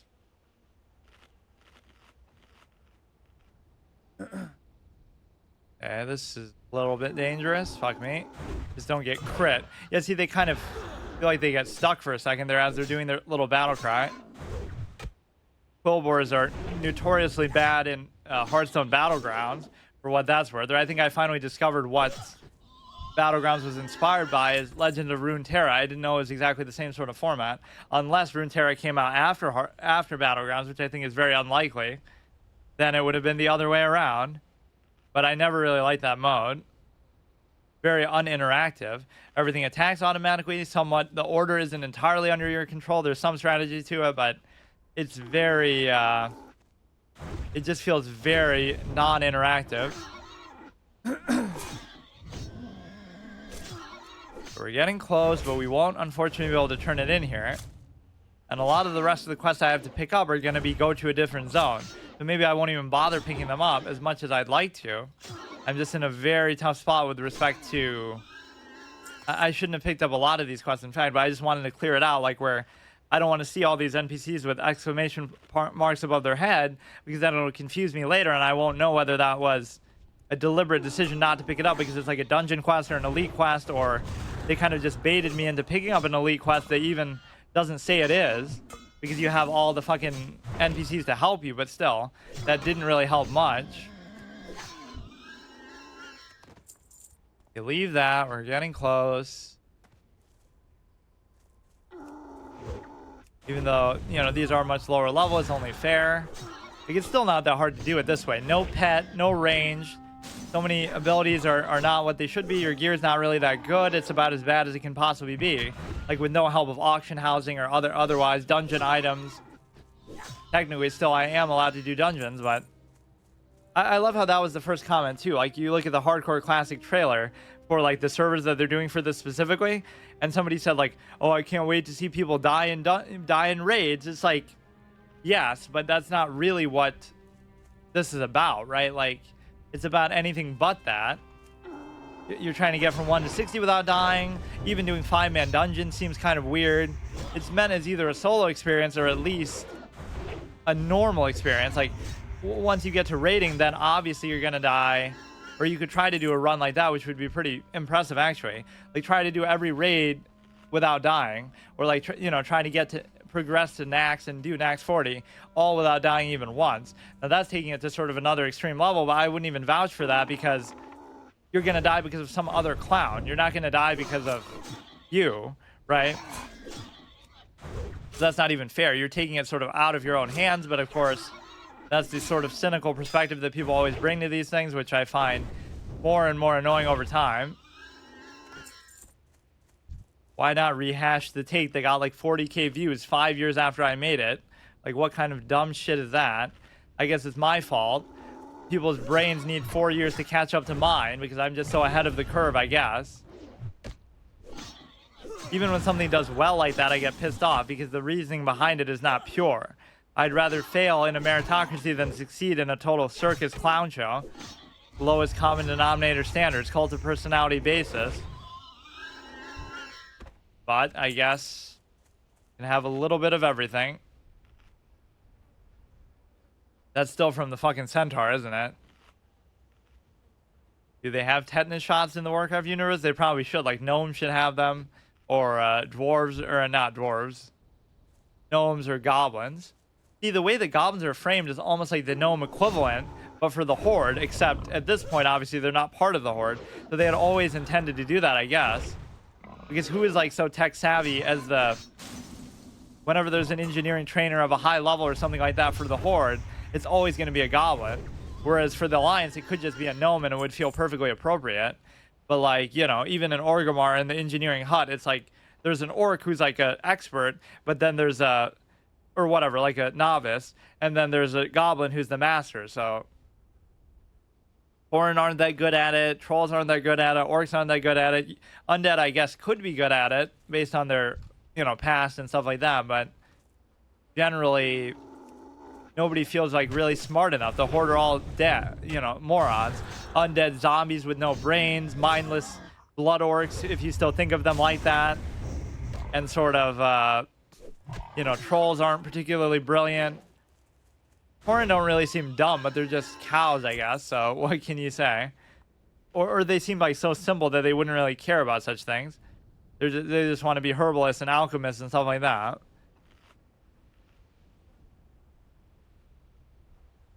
Go to here. We should be pretty much done.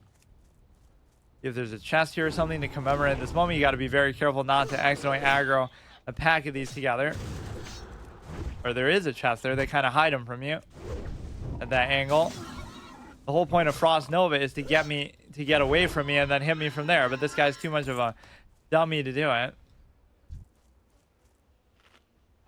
I don't like using tab targeting as much here because I guess there's always so many enemies that you're actually going to attack the wrong one. Not that it would hurt you too bad because you'd basically be in a position where you don't have range anyway. It would be more damaging with the bow, but backpedaling clicker on their 4th perfect permadeath run where they've never lost one. I never even said they were that hard. In fact, I even said that they're not that big of a deal, but or actually that would give you more than. Are you kidding me? So now watch what's going to happen.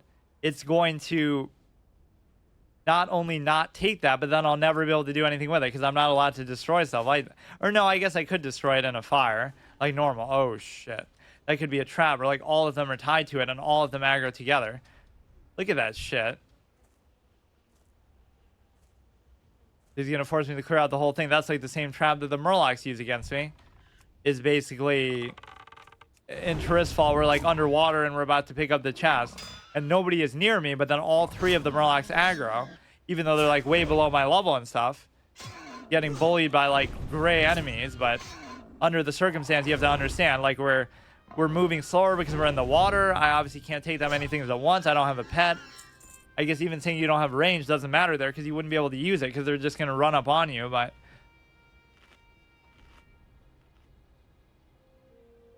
so we got to take care of this clown. I don't really have to take care of that clown.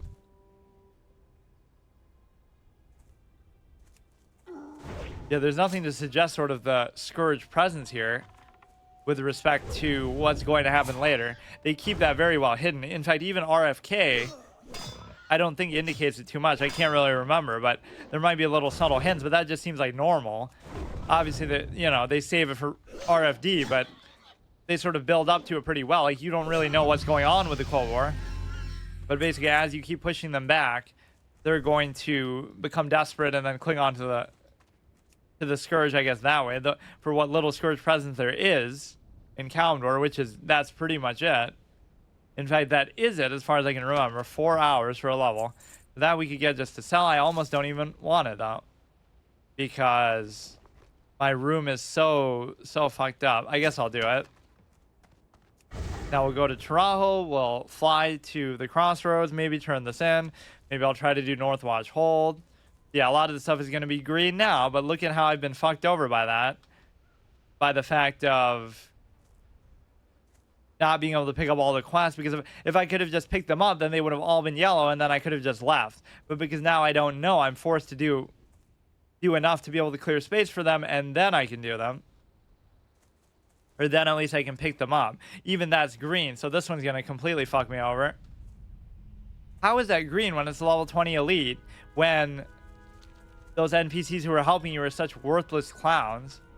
Oh, wow. That's going to guarantee that I'm here just literally till the end of the playthrough. Like, I'll get to level 60 here somehow, like the South Park killing boars and Elwyn. I'll break the laws of reality. You have hunted the beasts of the Barrens, but your spirit is strong. But a hunter must always be prepared. A true hunter can stalk prey down any path. I think I already read this. The Barrens coast is held by humans.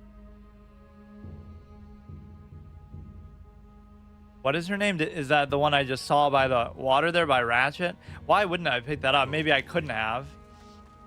I don't want to pick up anything more. Like, let's just do every single thing I have.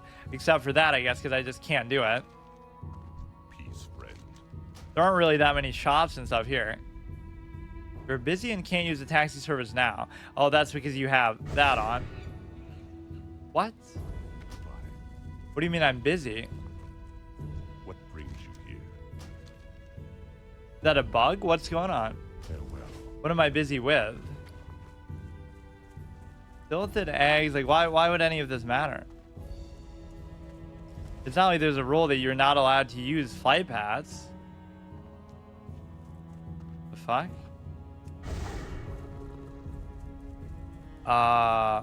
What would be causing you to be busy? Weapons of choice. The war chief has instructed me to study. I read that. Razorman Quillboars to the south beyond the field of giants have no skilled blacksmiths. Oh, this turns out to be like an RFK quest or something stupid, though. Bring me examples of their weapons. Find me a thing. That should do nicely. Or no, it'll be the stuff outside of it, which will still be a much lower level quest. Why is my character busy? I guess I could log out and log back in just to see what is happening with that.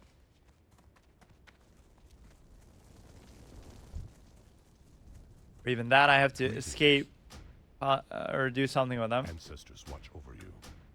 So it's not going to stop me from logging out. It could be some bug brought on my hardcore classic. Of course, I am only allowed to use it once per episode, like I said, but that has nothing to do with an in-game requirement that would stop me from doing it. I wonder what it could be. Is it some sort of timed quest item that wouldn't allow me to do it? Okay, let's see if I can actually use this flight path. I don't know what is causing me to be sort of encumbered here. That's so weird. Is it something to do with maybe the reloading thing that bugged it out? Because I did reload at least one time there. Let's just try to clean up the ones I do have, and then I can start to pick up a bunch of other things. Obviously, all these gray ones are left over. A lot of stuff that just tells me go to a different zone or go to a city or something of the sort. And so basically that amounts to something I'm obviously saving for later. I'm allowed to go in different zones, but I'm not allowed to do anything there, like to actually start leveling there, picking up quests and stuff. That has to come only after I move on from the zone I'm in, which has to be like some sort of checkpoint. And I could have avoided going to Camp Tarajo, but because I had to keep doing these, and one of the quests in the Barrens even took me to Camp Tarajo, and it was green, that sort of forced my hand. So we can't fly back. You know what I'm going to do? I'm actually going to buy that bag in Ratchet, though. I'm going to buy that. How fitting to use that. Oh, that'll be a good way to actually distinguish it. Not that I have to commit. I love locations like this. It'll just be for some random class quest or something. So I'll go to Ratchet and I'll decide to... I'll pay the gold for that bag slot. Then I'll empty out my inventory a little more.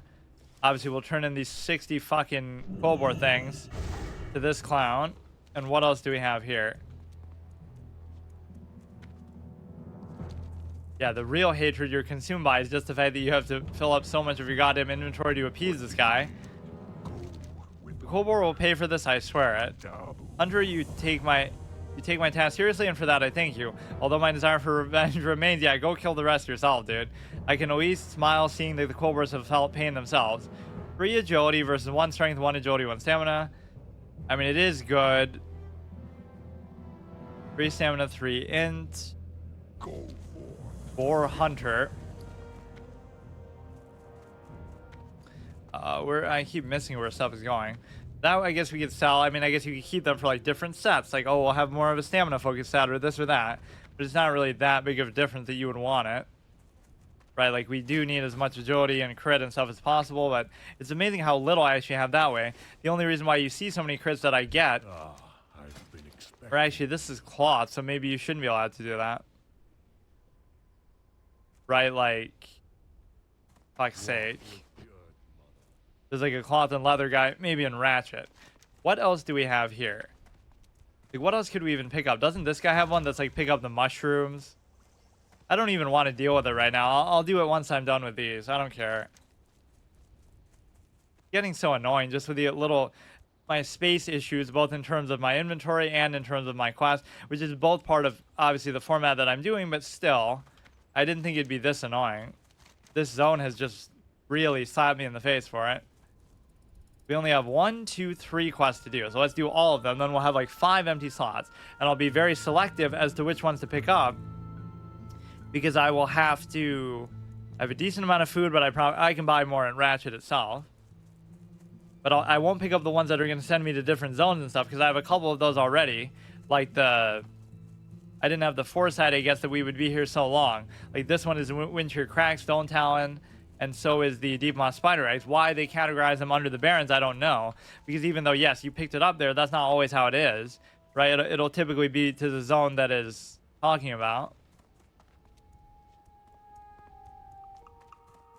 These guys look like they're moving in sync. But it seems kind of random. What are they doing? Yeah, what I really don't like is the fact that... Let's actually see what's up that tower. People treat a game like this very cynically in the sense that, oh, everything's known about it.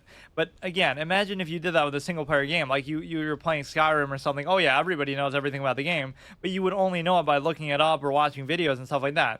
Imagine how much time it would actually take with a game like this to figure everything out yourself. And I'm not saying you have to keep yourself in the dark, but on one hand, it's the opposite, right? It's not because, oh, the game is so simple and so easy and people were just dumb back then. It's because it's so complicated that people resign themselves to looking stuff up because they know how I should probably turn this off just so I don't accidentally fall off. It's so complicated that people would never take the time to try to figure it out themselves. And so they resign themselves to looking stuff up and using borrowed knowledge and stuff like that. You almost should arguably be able to use a thing like this, but... if we're that desperate for places to sleep, I certainly haven't used one of these yet. That actually doesn't seem bad because I didn't sleep in the mine thing here, which is what I think this is. It's like all orcs working in the mine, but it's a Tauren guard kind of lording over them. That actually is acceptable. One of those towers, if it's uninhabited up at the top, like there's no NPC, whatever, standing there. Right, this is kind of bad business. They should have orcs doing this, just so you feel like at least it's one of your own kind, and they don't feel like they're being sort of demeaned by the Tauren. Not that their relationship is bad between the two races, but yeah, imagine if it was undead, then they'd be really pissed. Or they couldn't even communicate because of gutter speak or whatever. I don't even know how that works, because I guess they know Orcish too, but just like everybody knows Orcish, but not everybody knows gutter speak. Which I don't even get that, because like, why would gutter speak not be just the same language that humans speak? Because that's what they used to be. They sort of oversimplify it with the Forsaken, like, oh, Forsaken are all humans.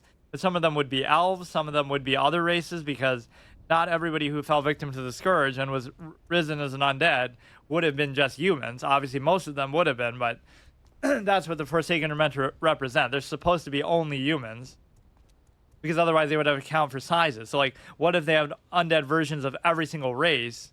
Then it wouldn't feel like a race in and of itself as much, right?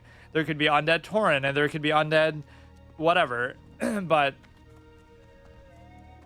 And you might say, oh, that's what Death Knights are for, but that's a whole different category too. Oh, do I what have if a deal for you? What if you were just an undead living in, or like a gnome living in whatever, the previous kingdom, and then Arthas comes and kills everybody and raises everybody, right? It wouldn't make sense that there wouldn't be some undead gnomes there too who might be part of the Forsaken, or maybe Sylvanas doesn't accept them then. But there aren't even any in the whole universe like that. You just don't see that happen. So this guy just gives you dungeon quests, basically. We could use the cloth guy to sell that. It doesn't even say it's cloth on there, but... We'll buy the space and put this shit away. As far as the rest of the stuff, there's nothing I particularly want to sell. The whole rule here is I shouldn't be allowed to interact with the rest of the bank, right? Because that makes sense sort of in universe. Like, why would you be able to do that? Buzz Ruckle and Zickle. Hey, how you doing? Yeah, that's a Goblin exclusive one, and it's very well represented by this, unless we have like an 8-slot bag. It's not like I can't change it later, but none of the rest of this matters. So even to the point where we wouldn't be able to stack stuff either. So what are the sort of things I would want to put in here that I know I'm not going to use for a while? I guess anything that's not a quest item, or yeah, like when am I going to use that? I have no idea. The problem is I would have to come back specifically to Ratchet to get it if I feel like... Some of this I might get more of, though. This is the problem. They might create a stack. Oily Blackmouth is fine. Fishing pole, obviously I need. This I'm going to sell. That I really don't know what I'm going to do with it.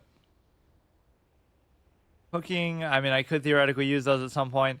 This is the kind of thing I want to get rid of, because I don't know when or why or how I'm going to use it, but somehow it just feels very annoying. Some of the stuff is consumable. Shadow Gem, I doubt I'm going to need. Whatever, that at least clears up my space a bit.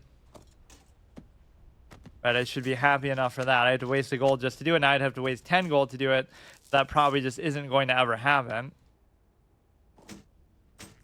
But here at least I do have a decent amount of space. In fact, I even have one more spot still available. So is any of this logical to keep?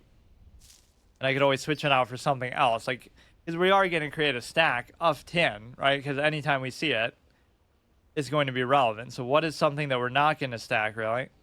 Like, yeah, Silverleaf. It's some hypothetical thing. Like, what if some recipe requires that?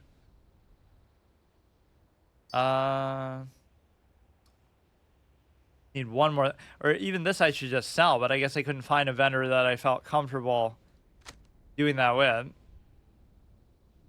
Right, it would have to be a trade supply vendor, or I don't even know why I have this. Just because it's unique, I guess, but there's only so much of that collection you can do. I guess that's good.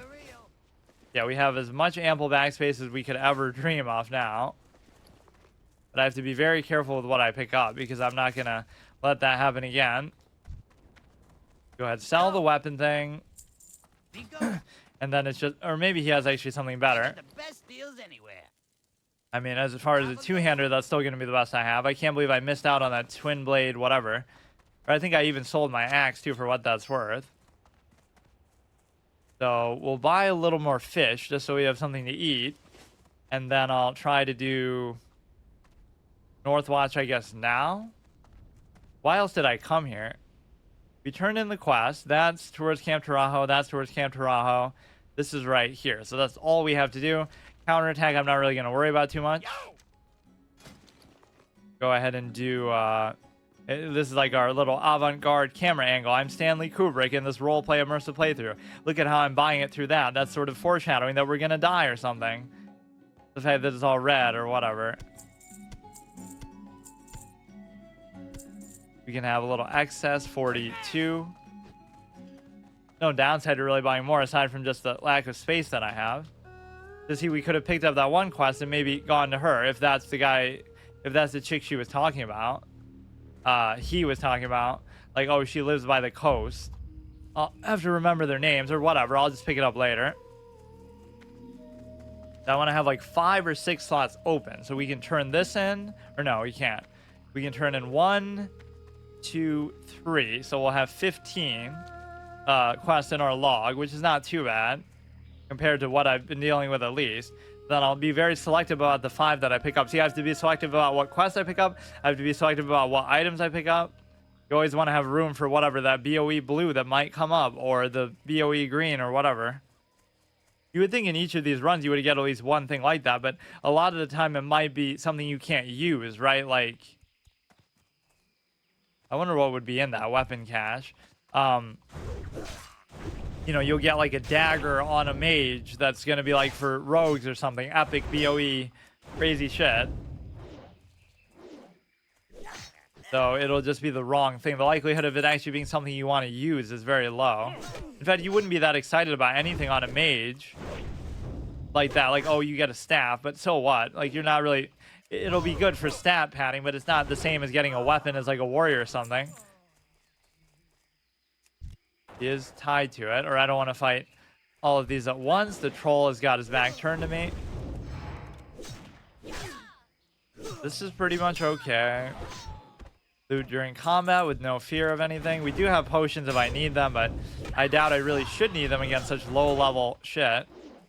There's always that honor of mongoose bite too. Don't use it on the next enemy you fight if it's not like in a group. Like you fight one, then you move on to the next one, and you still have mongoose bite up. Even that one's kind of poor taste, or maybe I just got it triggered here. The most unbelievable amount of rules that you're ever gonna have. Okay, that will get just to sell. Linen I almost don't care about, but yeah, how many stacks am I gonna have unless I'm using it for something, which I'm having trouble doing because I don't have all the other resources I need. Like I need rough stone or core stone, which I'm not getting. Yeah, that was totally worth it. Takes more to make a troll than a broken, or more to make a warrior than a broken troll axe.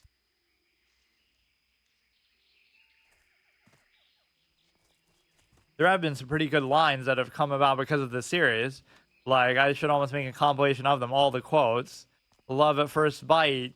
Even a lot of them, I guess, I've been using in my titles, but this is like my old school RP self, so I do like it. It's not really as sharp or as quick sometimes, or I guess I'm not committing that much time to it, but it's sort of nice. It's not purely an RP series, because obviously we're just kind of doing it like a normal playthrough too, but this is basically like the most amount of formats in one thing. It's a permadeath. It's the first time playing a hunter. It's melee only. It's kind of all these other conditions to it. Immersive, RP, just everything combined. Okay, turn this shit off, and now finally we should be able to do this because of my food. I have to remember to use freezing trap. I wasn't using explosive trap much at all. I guess I didn't really feel the need to, but no, I have enough space for those quest items from the stout. So I'll go back to Camp Tarajo for that. Whether it be for the, now they drop food. If only they had dropped, I even said that last time, right? Why can't you drop some fucking cheese? We have this other guard coming in, which these guys do a surprising amount. Or they're, you know, for level 15, 16, they're kind of more annoying than you might think. What is my parry chance, actually? Because that shouldn't go up or down really with level. Or it might even go down because it expects you to have gear and stuff to sort of make up for it. It just feels very unnatural, obviously, as a hunter to even worry about that, but we do get coming up a very cool ability in counterattack. So between that and Mongoose Bite, you're actually going to have a decent amount of melee interactability. Much better than a paladin and almost as good as a warrior for what it's worth. Not as good in terms of quality, but I just mean in terms of the amount of options that you have. A good sort of RP set of gear to have. One of those transmog competitions or something, but a full set is always looked down upon. Or sometimes that would be the biggest compliment. They would say, oh, it's a full set, but it's actually not. It just looks so natural that they think it is. So that's actually a good thing, that you put something together so well like that. Fuck, I had Mongoose Bite up for a second still. Should have some sort of macro or way to just switch these. I guess I could just manually do it, but... aggro them both, freeze one. Or he didn't even aggro, but let's just do it because I was committing to that whole idea. How fun. It does seem pretty reliable with how long it lasts. Of course, not the same sort of ice block that you get with respect to a mage, because that would just make them invincible instead. I mean, it's the same animation, but... oh, please. Aggro everything. Now here we're going to be in a pretty tight spot, actually, so I maybe should just reset. I'm not going to have enough mana to do shit. For now, I'm going to push my luck, but as long as I have potions in reserve, it's fine. We got 2 from that little goblin vendor. For the most part, goblins have been out to get me this playthrough, giving me quests that are going to get me killed, like for dungeons, trying to, you know, bait me in direction of stuff I shouldn't be doing, trying to, you know, they killed my pet at Boulder Load Mine. So we really had a rivalry with goblins, period. But this is one instance where it actually helps me. Is just with respect to the extra bank and the extra potions here. Those sort of rare vendors that wander the roads that have unique limited stuff. This is fine. We should probably back up a bit more. I don't even really want to dick around with that chick, but probably try to disengage at some point. Because there's always like some sort of combo. You could do like disengage, feign death, or something of the sort. Get a mitigation chain in a moment like that, you can get fucked pretty hard though. Here we should kill both of these, freeze one. It's not like we have to kill every single enemy in the area, but that's almost a pretense that I have that you should almost try to do that, because you shouldn't leave any loose ends that could end up getting you killed later. I'm mainly not even waiting for my health, I'm waiting for my mana. Freeze that sucker, then we take care of this sucker here. The disarms are pretty annoying, and of course they could do them back to back too, for what that's worth. Yeah, how would deterrence even work then? Because yes, you still technically have a weapon there, but you're also in a position where you're not able to... you're in a position where you're not able to do anything, because... even this is okay because I was fighting them together, but... now, do I really want to take this chance? Like, I keep... yes, he's great, but you got to read into it a little better. I can't believe that. Now I'm going to need food and water because I keep going, I'm not even doing anything too wasteful for it. It's just like, even being a melee hunter is pretty exhaustive as far as mana. And Mongoose Bite almost isn't even worth it. It's really not as good as you might think. Maybe it gets better later, but... and yes, it has the boosted crit chance, but it doesn't matter because so does Raptor Strike. I don't know why I thought it would do so much more. Because it's rewarding you for mitigation that you're not going to be doing typically. Because why would you be fighting in melee and allowing that to happen, right? Whereas Raptor Strike you can just use whenever you want. So they shouldn't be that close. Maybe I missed a rank of it somewhere along the line, but I don't think I did. So I don't know if those heal or not. I mean, just the ability to skip all this is nice, because normally I wouldn't do that, but I guess if you're able to. I imagine they might be in there, or like there'll be one in each of these camps or something. Oh shit. Or there's like 3 of them together. It makes me nervous. Yeah, I definitely should have switched to my human tracking, since that's what I'm doing for some of these, at least the centaur and this. There's more of a humanoid killing episode in the Barrens, even though there isn't really that much to come by. Quillbore as well. The way you define them is whether they drop bags or not. And the way that you know that is, you know, that's even what they say. Like, it's found on humanoids in the world. The same way that that hide and skin is found on beasts, cloth is found on humanoids. It makes it sound kind of weird because it's like you should theoretically be able to find it anywhere in the world, like just in chests and whatnot. But you know, you kill a human, skin them, and you get cloth out of it. Clearly, that's how it works. There's like 3 guys in there, which is a little bit disturbing. I don't know where any of these NPCs are, but I imagine 1 per tower. I almost should have done it in order, but this could be very bad in and of itself, because if you aggro these... Oh, that was actually even worse than I thought, because I should have used the ice thing. Or obviously you should be wing clipping these people. Because I didn't clear everything super thoroughly, you might aggro stuff on the way out too. That's a very tough room, isn't it? You can imagine doing this if it was level appropriate. You just wouldn't be able to. And you certainly don't have to. It just feels weird. This is where the bomb would really come into play. We had the same sort of encounter in a tower in Tristfall where I was throwing the...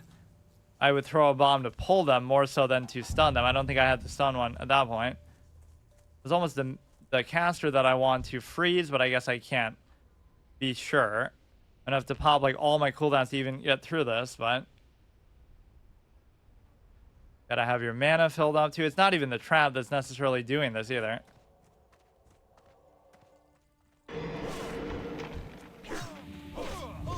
Go ahead and do this, do this. Yeah, and I do have a potion if I really need it. Just don't do a heal, because that's what really would piss me off. Yeah, be a offensive fucking priest. Fuck's sake.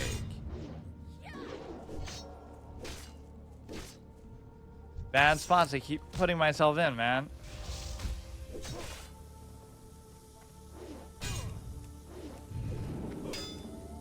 Fuck's sake. I do a fucking gray enemy because there's just too many of them. Damn it. He's still going. Fucking leashing fail. Leashing humans, one of my favorite fetishes in the game, of course. Those murlocs were so hard to do, or anything in the water, because you don't know. It's hard to account for it as much because you're moving a lot slower than what you'd be used to. Whatever amount of memory I had for it was sort of undone by that. I don't know what to really do here. I would need like the engineering bomb too, and maybe that still wouldn't be enough. Or I should have saved for deterrence too. This is a very tough spot to be in. And something's gonna respawn too and get me killed. I almost feel like I can't do it. There's a tower there, there's a tower here. So assuming each one, or maybe they're all in the same one. I didn't even notice that this one was there. Hiding in plain sight. I'm skipping a little bit too much. So for example, now if I have to run away the same way as that, I won't necessarily be able to. Because you'll be running back through them, which is the biggest death knell that we could see. Why does it always have to be like fucking 3 of them together, man? You know how hard that is to deal with? In this kind of context?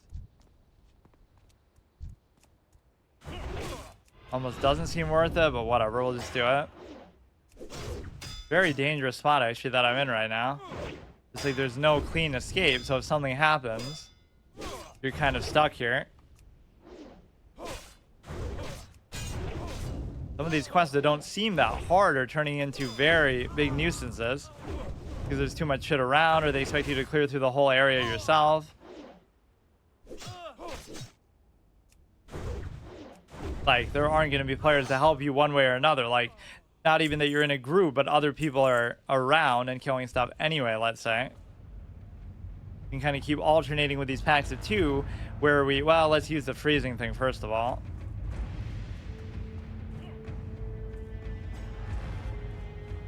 We didn't aggro together with that, which is nice. It would make sense if there was one of these NPCs in each of these towers. That means that second tower is just sort of off limits, unless they all are like that.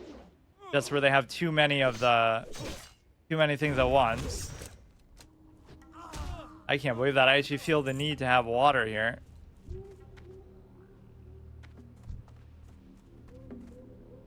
Please don't aggro with the preserver. Yeah, nice job preserving Theramore in the fucking... They must have been on vacation in Cataclysm when Garrosh just nuclear bombs the shit out of it. Or whatever he does, mana bombs it. I heard you like magic, Jaina.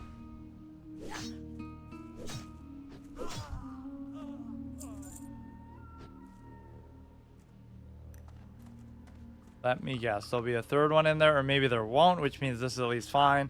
I mean, I'll do as much as I can here. I feel very nervous about that one. I can't figure out a way to actually do it. Like, with the fact that she's healing them, with the fact that there's 3 of them, like, it's very, very daunting. So here I'll at least wait for my mana a little bit. I don't know why this is becoming such a big issue. I'm not even spamming stuff too flippantly. It's more just a case of... There's only 2 of them. So... You can line aside her, and then there's going to be like a pat coming up behind me that's going to fuck me over, let's say. Use this as best I can. The fact that she can heal is what could really do me in, because I'm going to expect that I can kill her, but then she's not going to let me. Please. It doesn't heal for that much, but... Come on, just let it happen, let it happen. Okay, good. Because it'll keep slow pacing, like, oh, you'll be about to kill her, so it's okay that I'm getting low, but then it's not, because they'll just full heal or something. Her heal was pretty weak, actually, though. So that was fine. So there are only 2 in here, which is the only real difference. Doesn't it make your level feel so meaningless, like, when you're doing it like this? Obviously, if you were playing normally, it wouldn't be that big of a deal, but... Look how much time that saved, though, even when you're just exploring around and derping around. But let me guess, there'll be like 3 or 4 that you have to fight at once in the tower. Sometimes they'll just do that. Like, they'll just expect that you can do it because you're either in a group or whatever. But this would be hard to do if you were, like, level appropriate, even if you were using everything like a pad and whatnot.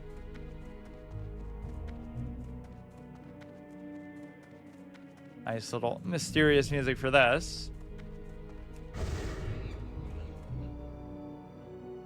You gotta be very sure. This is almost cheating to use the camera like this, but who is up there? I see at least 2 people. But this is where your tracking would come into play, but like, what a great... You can't even use your eagle eye. This would be the perfect time to do it.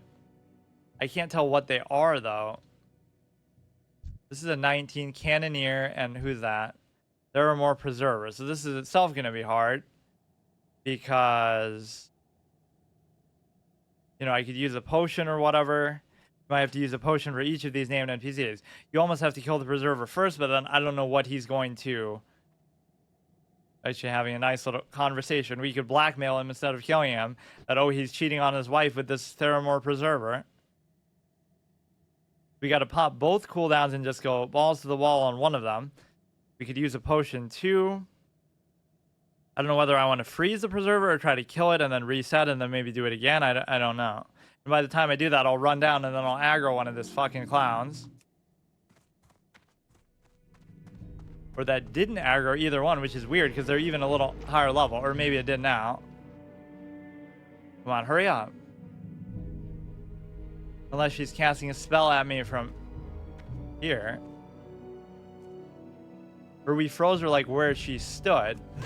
But then it didn't aggro him. That's actually a shocker. Of all the things that feel like they should aggro together, he wants her to die in combat, so their secret will be safe. That they were mistress and whatever. Yeah, thanks for not healing either. He's even talking to her, but he has no fucking clue what's going on. Oh, I should have put the fire trap down. Then I heard you like bombs and explosions. This wasn't too big of a deal. Although he will be individually stronger than you might expect, or he'll have some crazy ability. Nothing will shock me as much as that spider's abilities, though, in the Silver Pine Mine. That's 1 out of 3, so it's that middle tower that's going to give me nightmares here. On a green quest to kill gray enemies. But it's kind of deceptive. They shouldn't have respawned by now, though. We're kind of sneaking through here in a way that maybe is a little bit dangerous. So that was the middle one. Just whether it's ranked and no, it's probably just alphabetical. Didn't really have any super impressive abilities. What the fuck? That was actually an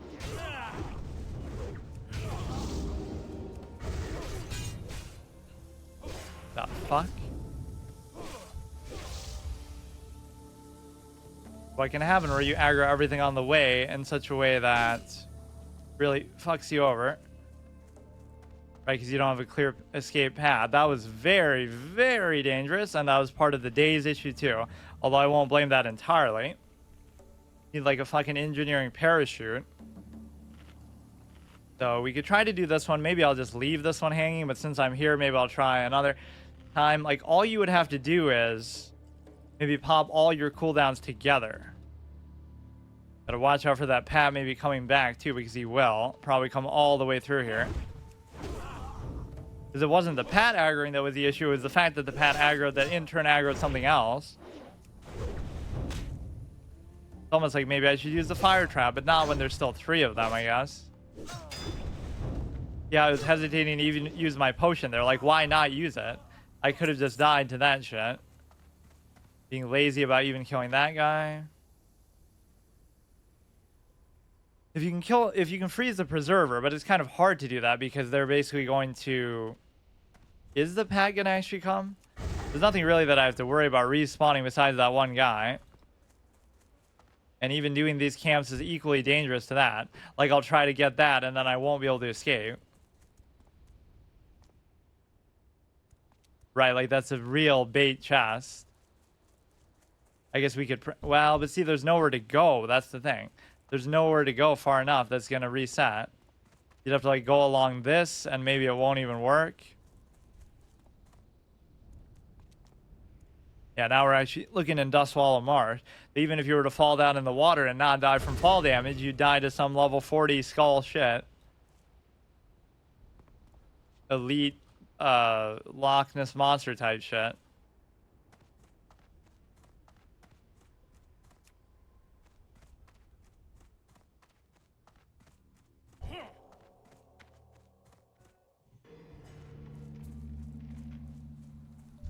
Let's try to take out him, even though the chick is maybe more dangerous. Or that she'll keep healing. You really feel like you have to kill one of them for sure. But see, then we'll wait for the cooldowns, and then basically...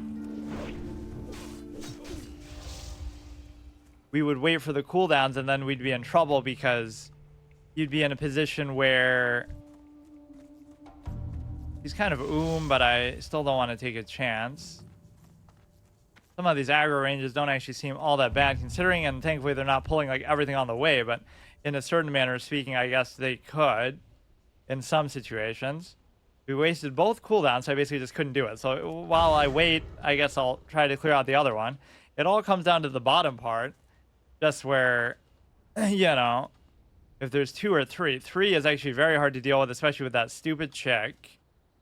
But you should try to maybe kill her first, but even that is very difficult.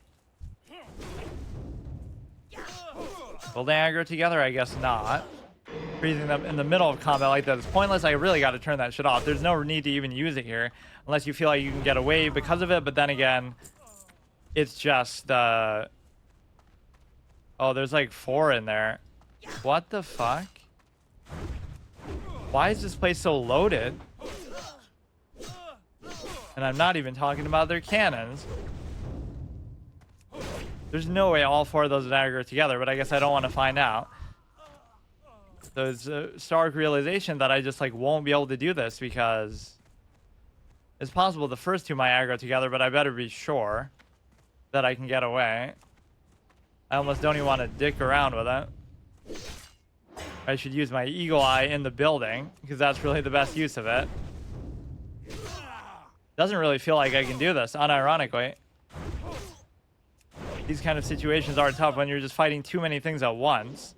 Unless your damage or something was really over the top, or...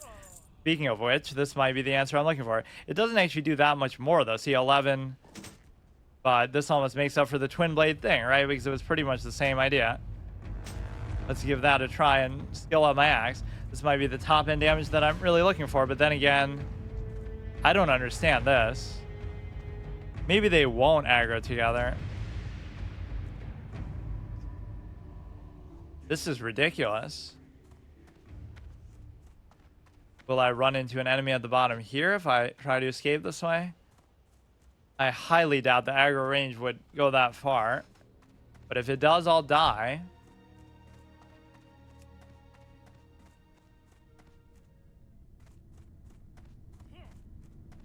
Now let's see whether it aggroes the ones in the back. I don't think it did. I can't see though. Is she coming or? 163, yeah, that might be the kind of top end that I'm really looking for to kill something off at least very quickly. If you combine all this shit, it doesn't do weapon damage though, so Mongoose Bite is almost a moot point in that way. At least she doesn't spam heals too degenerately. Maybe that's exactly the solution that I needed. Although I still only killed 2 of them at once here, so I still have to figure out the other one. At least it'll be 2 waves of 2 here. You see how important the cooldowns are though. Some, like, you have to use it every fight sometimes. At least when you're fighting multiple things or when you're fighting a single thing actually at your level. Fuck's sake. Valorant Sharp, I guess I could do that to conserve my food, but it should be fine. There's actually an escort quest NPC here, so even when I'm trying to clear out all my quests, they're not going to let me. I'm at least going to get it down to the 15 mark. And then we'd basically be resting with the intention of doing something with Thunder Bluff. He's almost dead, too. What the fuck? Does make a big difference with these crazy crits, which your crit chance is very good. It's actually very satisfying. We got a sexy 2-hander right on cue. Not really a good spot, but that guy is almost dead, like I said. You were going to see those big crits a lot, too. So in that sense, it's better. It's hard to say which one is, like, really categorically better, though. Can you just... Like, imagine ooming a fucking melee hunter. Like, this is what it's come to. Please don't be a pad out there or some shit. Okay, we're good. We're going to have to escort this clown out. I guess I may as well do those, but... I doubt I'm really going to run out of these frogs. Gilthar's Firebar. Are you going to help me kill the fucking other one? I better do this at the end, though. Yeah, that would have been insane if all 4 of those aggregate together. I basically just wouldn't have been able to do it, period. Which, who knows? There might be some shit like that up here, too. Music always gets so sinister in these buildings. Like, it's not like an undead area or something, but that's almost what the music sounds like.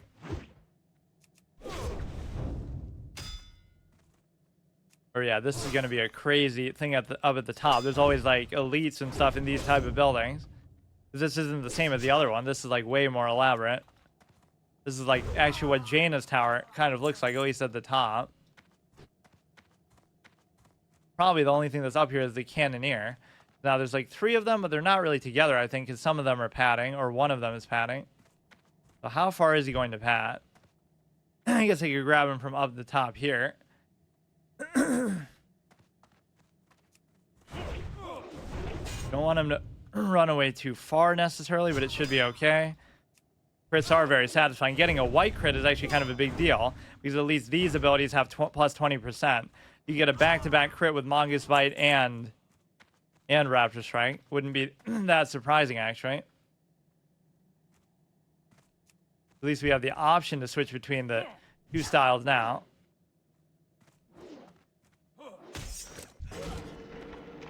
Important not to hit them immediately when that happens, too. You'll get, like, the first hit off and ruin the freezing trap. Or you could just use explosive trap there too and just try to Zerg one down as quickly as possible, which might seem silly to say that with the damage over time thing, but it'll still help. The only dot we're pretty much ever gonna have, unless one of our engineering bombs gives us one, like a Norton pop-up, which you can't see. Imagine I lose a hard mode or something too, that it'll minimize PVZ when I'm doing that shit. Like, I don't know actually how you turn it off. I like disabled it, uninstalled it, but it still just stays there. So you got to use the eyes of the eagle here in a different sense. Just very careful. There's going to be some elite up there, some random shit. Damn it. Nobody seems to be padding around, really. He's just a Marine. He's just a Marine. This would be almost a good use of Eyes of the Beast, but not really, because Captain Fairmont. So we don't even have a quest to do that, though. Why would I even bother? Again, not that I really could do. This is where you're really going to miss the pet, just for scenarios to like be able to tank stuff and whatnot. But that's almost what you're not even meant to use it for in this particular run. Yeah, they'd send me back here after to maybe do that. So we'll be like level 30, unironically. I am honored. Freed from the hold. Finally, someone to rescue me. I can't believe you got past the guards. Those zealots from Theramore are out of their minds. They sank our ship, and they imprisoned me, the only survivor. I was called an enemy and threat to the Alliance. The reason why the Blood Elves join the fucking Horde. Me, a threat. There's all these little subliminal hints almost like this. Or obviously the Goblins, their presence in Ratchet. Me, a threat to their great champion of Alliance. I was on deckhand on Moonshine, transport between Ratchet and Booty Bay. Enough talk, help me get back to Ratchet, will you? Let me know when you're ready and we'll make our break. Till next we meet. I mean, sure, I could always fight my way back in and try to do the other one. Stay close, I need all the help I can get. Could you help me kill that other fucking Cannoneer, though? Because I kind of... Wait. Where's the other one, then? Oh, no, you do have to kill Captain Fairmont. Whoops. I thought all three of them were Cannoneers. Well, I guess I can't do this on multiple counts, then. Because there were way too many fucking things in there. Or I would need, like, the... Oh, shit. Now, how good is he going to be? Or what if I force him to, like, help me to do this? Would he follow me if I went up there? Or I have to somehow, like, aggro... I have to do, like, an aggro chain. Like, somehow pull him here, and then it's kind of risky. I don't have to do it.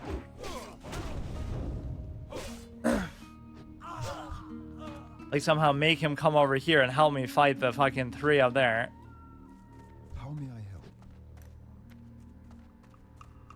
Of course, they always got to RP walk. That mechanic exists only for escort-type NPCs. The problem with these type of things is they sometimes spawn out of nowhere. Theramore Marine heading this way fast. Time for revenge. You seem reasonably capable. Low level 17. You need an over-leveled clown to fucking carry you. But no, it causes sometimes stuff to spawn, like with that war quest in Silverpine. There's nothing there, but then like 5 just spawn in the middle of the road. Oh no, he's like a magnet for them. This could actually be reasonably difficult too. But I mean, of course he's going to help to an extent. Help Theramore Preserver attacking. As long as he can tank it for a little bit, but he's going to obviously cause the pad to aggro too because he's too much of a dumb clown to actually do anything. I'll let him tank, I guess, that one instead. You just survive for like a fucking few seconds while I clean up your shit. Yeah, that's fine. It's not hard to pull aggro from him at least, though. Melee tank hunter mitigation cap. We're gonna have fucking parry and dodge maxed out, which is actually relevant to our whole damage value. Yeah, nice use of freezing trap, dumbass. Average WoW raider, understanding of mechanics. That's when we should use it. Health comes back fast at least. Now, why did he decide to switch there, though? That wasn't necessarily even a bad decision, but he's trying to split damage, not focus fire. What a moron. I mean, look, dude. If you die, you die, but you're a bit of a dumb clown.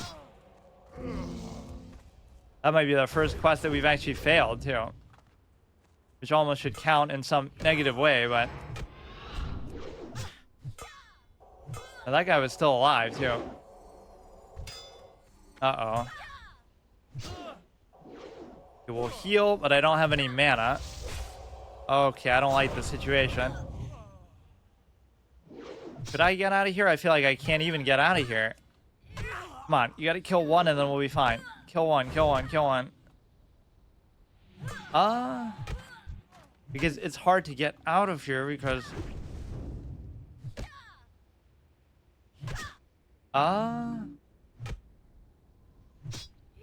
No way. Oh! Imagine dying to that of all things. You are not in a guild, you are not in a guild. Like, because you can't escape. I blame that fucking high elf clown too. Okay, I guess the series is over then.